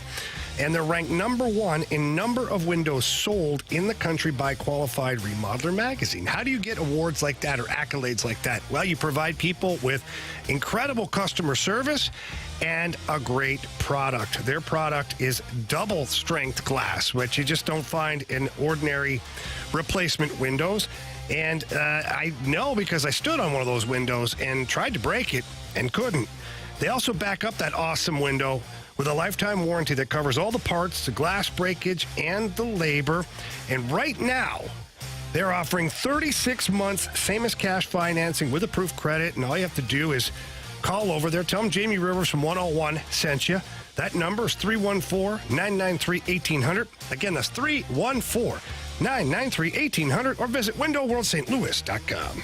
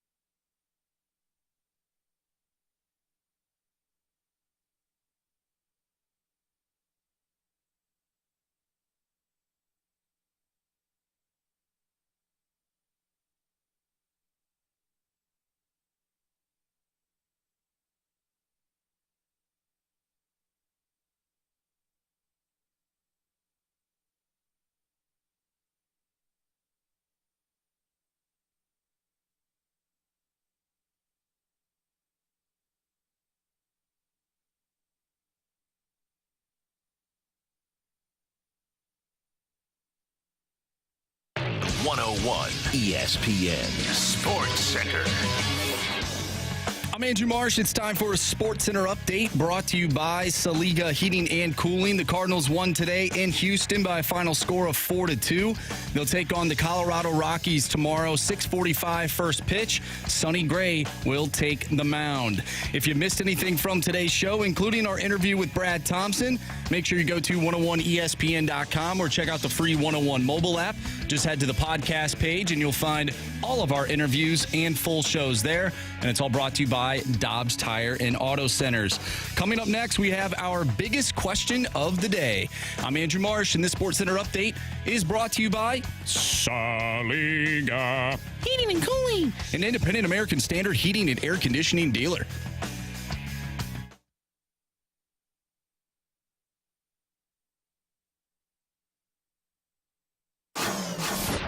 It's time for the Fast Lane's biggest question of the day. Well, Carey Davis and Jamie Rivers. I'm Anthony Stalter. Here's Andrew Marsh with the biggest question of the day. All right, so Jamie sent me a tweet from Talking Baseball. It says Jordan Montgomery exited to booze today at Chase Field, per Bob Nightingale. This was his line today. 2 innings pitched, 7 hits, 6 earned runs, 3 walks, 1 strikeout, which raised his ERA to 6.80. So this could be a 2-part question. 1, are you happy the Cardinals did not sign Jordan Montgomery? And the second question is, should he be a pitcher that the Cardinals look at the deadline? Because I feel like at this point, he might not cost that much. So, first of all, I wish the Giants would have done that last night when I had him for Bet the Board. But, that's just me being a little selfish. Jamie, you actually had thoughts on the actual question. Go ahead. Yeah, so do I wish the Cardinals would have kept him knowing what he's doing right now? Yeah, I do. And maybe it would have been different. I don't know. But he's certainly what you needed, or what you do need in your rotation. Is he pitching great so far this year? No, he's not. Yep. But I have seen the best version of Jordan Montgomery. I've seen the better version of Jordan Montgomery. And I'd be willing to roll the dice on keeping a guy like that and then acquiring him. What would it take to acquire him? That I don't know. Would the Diamondbacks make that trade? Would they trade within the National League? Yeah. If they'd make that trade, I don't know if it made sense to them. It's a 1-year deal, so you can't, for the return for the Diamondbacks, they can't really expect a lot. Probably wouldn't take you all that much. And Cardinals, I think the Cardinals would be wise to kick the tires on that and even see. I don't think they have any reason, or I don't think they have any want to go get Jordan Montgomery. They could have got him. I don't know if you all know this. He was out there for a while. Half of his salary for the remainder of the year. You could have gotten him before the season started, and they chose not to. They didn't kick the tires then, did they? Well, we don't know. I don't think so. I just think it's different now, knowing that Steven Matz is out. You don't have a 5th guy. You could use another guy. I think the timing is perfect and the price is fine. It'll end up being a half year on his deal, which is nothing. I think if the Cardinals wanted to keep Jordan Montgomery, they would have re-signed him last year and wouldn't have had to trade him at the trade deadline. But what if the player at that point said, I want to explore free agency? And then what if he's going to make him an offer he can't refuse, Jamie? That's silly. Shove it right down his throat. That wasn't going to happen. No. Not here. It could happen now. I mean, did he get rid of Scott Boras? He did. Yeah. So maybe, but I just don't think that they are. We never heard any reports that they had offered him or they were in contract talks. No. We heard about it with Miles Mikolas before he resigned. We never heard that they approached him or there was conversation. No. We heard there was conversation with Jordan Hicks, I believe, at one point, but we didn't hear it with Jordan Montgomery at all. So that would lead me to believe that they never even approached him about potentially re-signing him. And if you didn't re-sign him last year, if you didn't sign him or attempt to sign him in the offseason, and now he's not performing well, I don't think that there would be any reason in the world that they would even look in his direction. There was also some thought that he didn't necessarily like pitching here or for the organization, but none of that has been confirmed. How's it like Arizona right now? Probably not well. Great. Yeah, probably not well. But Jamie, I think your overall thought process is it's pretty interesting. Would you welcome back? Obviously you would. Yeah. He would make you better.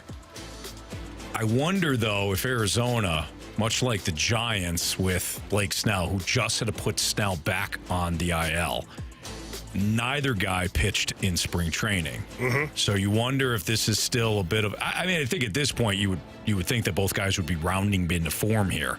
But if you're the Diamondbacks, you would think that he would pitch well in the second half for you.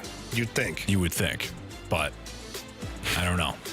Depends on where they are in the standings, too. I'd almost go kicking the tires now. I know it's completely unheard of in Major League Baseball. No, it's interesting. If I was Joe Mosey, I'd pick up the phone and call their guy and be like, hey. Yeah. Like, you know our situation. Like, obviously it's not working out over there. Right. So how about you give him back, and we'll give you Taylor Montgomery. Or not Taylor Montgomery, Taylor Motter. Yeah. We don't have him anymore. We'll then pick him up then.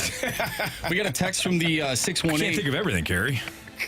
Jeez. 618 says, I would say the Cardinals probably won't have the appetite on Montgomery, but then again, that's probably too close to food talk. Fair. Oh, did an good entire call. segment. Yeah. Fair. Yeah, guys, don't go back to that, okay? Yeah. There's, since we're having the conversation about starters and things like that, there's also a thought, and I saw it one time in the snake pit. Garrett Crochet from the White Sox. Yeah. I mean, they're about to liquidate. He's having a really nice season. Now, they're going to get something for him. I mean, we were talking about a left-hander, strikeout guy.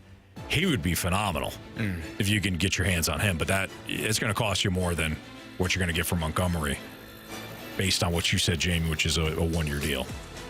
Yeah. It's an interesting thought, though.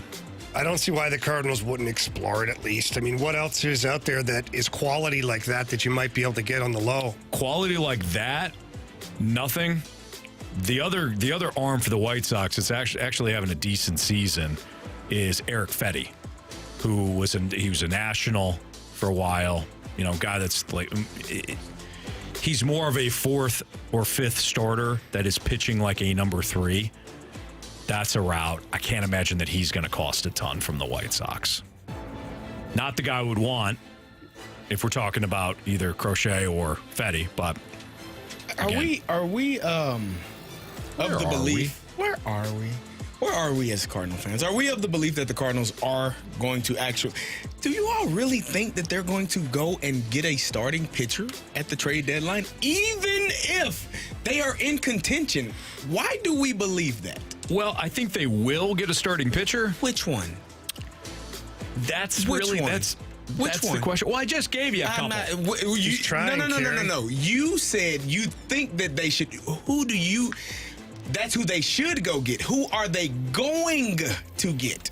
They're going to get somebody that is not going to knock the socks off of you. Think of a starter that you don't want, and then that's the starter they're likely going to get. So they're... I mean, Carey. I'm just asking, man. like... I'm just wondering. You asked me all these questions, and the biggest question of the day, I give you a couple of starters. And that's you're who you upset by said it. that's who they should go get. Well, why do you not want them to get a starter, Carey? No. Because that's what I'm getting at. You know, you guys do this a lot. You turn my words around. I've had relationships like this where my words get turned around, and I don't like it. We had a little bit of traumatic experience for me. Is that why you shake? Yeah, that's why my eye is twitching a little bit. Words get twisted around. All I'm saying is, if they need another starter, which they need one now, but say come trade deadline, and they are close in striking distance. That's the term we like to use. Okay. Mm-hmm. Are they going to get a starter that is significant? Oh God, no. No. This is why I'm trying to convince him to get Montgomery. Right. All right. Mo listens. He knows. Yeah, me and Carey, I don't have any significance. This guy. Why would we ever think they'd do something significant? I mean, it sounds nice, Carey, but significant? No, they're not going to get it. Again, this is stuff that we would do. Right. And when we say, what would the Cardinals do, we know the answer to that. I'm saying. Yeah, the answer's no. Yeah. Absolutely not. Well, guys, you guys are disappointing. We're disappointed? You're disappointing me. Why? Because you should have more faith in your Cardinals. Your Redbirds. What faith did you show? You don't want Montgomery. You want to get a run-of-the-mill starter for your rotation. It's not what I said. I said that I don't think they're going to go get Montgomery because you had 2 opportunities to get him already, and you didn't. Well, Carey. Had 2 opportunities. He was here in a uniform last year. It was a little different. He had his agent pumping his ears full of, you're going to make $100 million. So you don't even talk to him? Not if the Cardinals are like, yeah, we're not. You don't send him a you up text and he's on your team? You up? I mean, just saying. For $25 million? Huh? I don't think the Cardinals thought they could even compete. That's why they say, we're out. Now, yeah, not in that situation. You don't think they thought that after nobody signed him all offseason? Yeah, that's a good point. Eventually, you got to circle back, right? Like, Don't they guys, they have their rotation. Okay, you laugh, but you know that. They had five guys. I know that's the way they think, yes. I know that's the way they think. You're right. You're getting mad at me. I'm just pretending to be the Cardinals. No, nobody's mad at what you. What you really are is you're mad at your Cardinals. Yes. Exactly. I'm not mad at my me. Cardinals. You're mad at your dad. You're mad at your father. All right. We have Bet the Board, 3 stars of the day, criticisms, compliments next.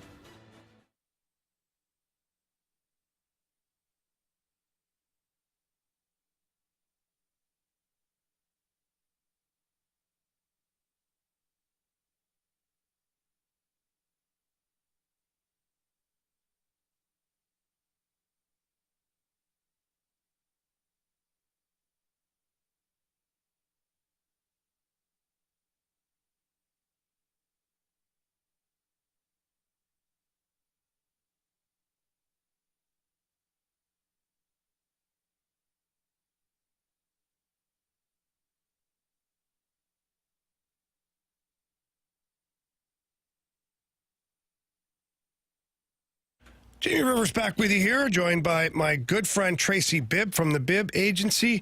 Tracy, how often do you come across customers that, for one, maybe don't even know what type of coverage they have, but they think because they have a great rate that they're insured properly? All the time we have people that we talk to that they don't realize that they have a home deductible that's now 1% or 2%, or that maybe they don't have a replacement cost policy on their home, or that maybe they have a named peril policy on their home.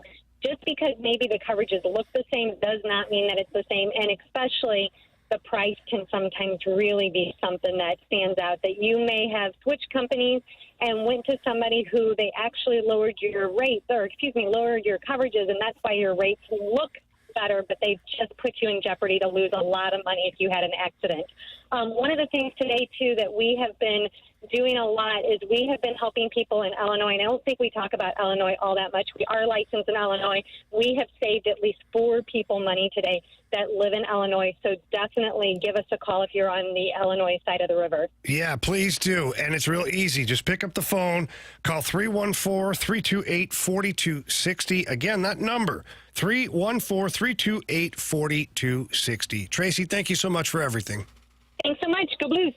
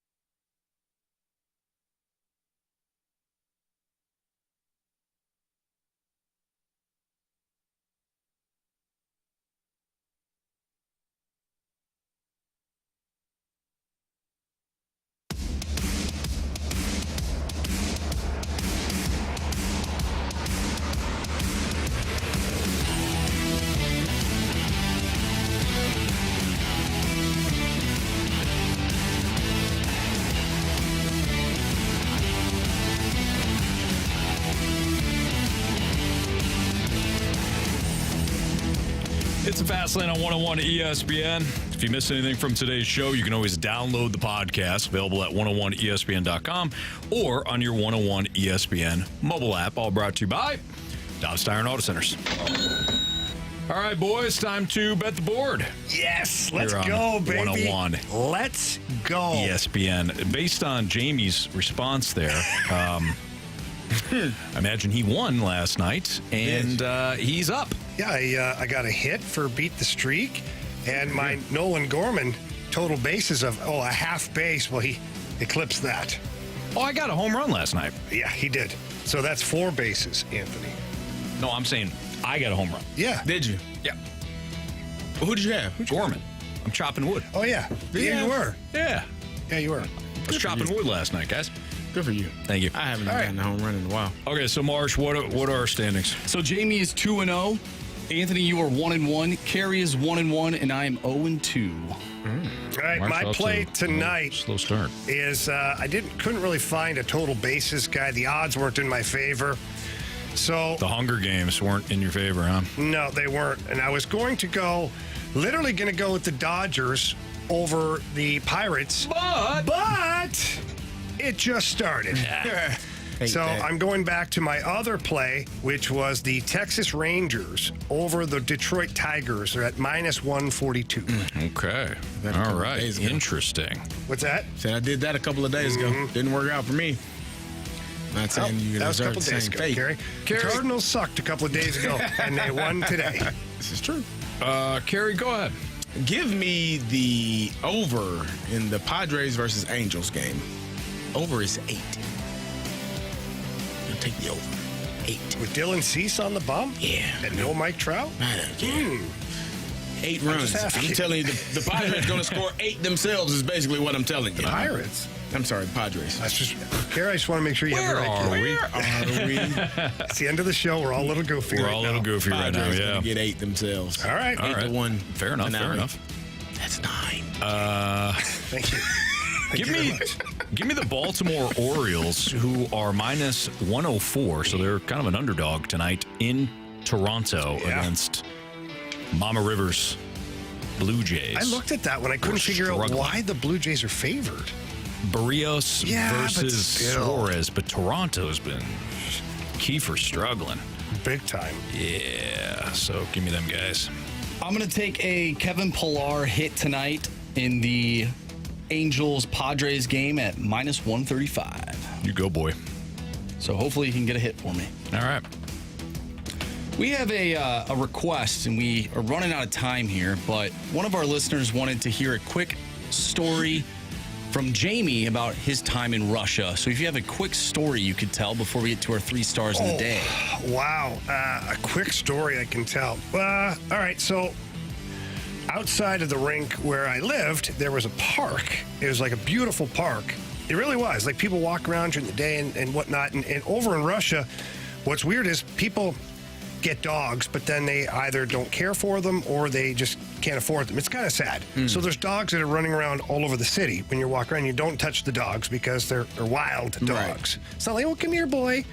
So anyways, this park, people walk through it all day long, and then I could hear at night out my window in the park, like, barking, lots of barking.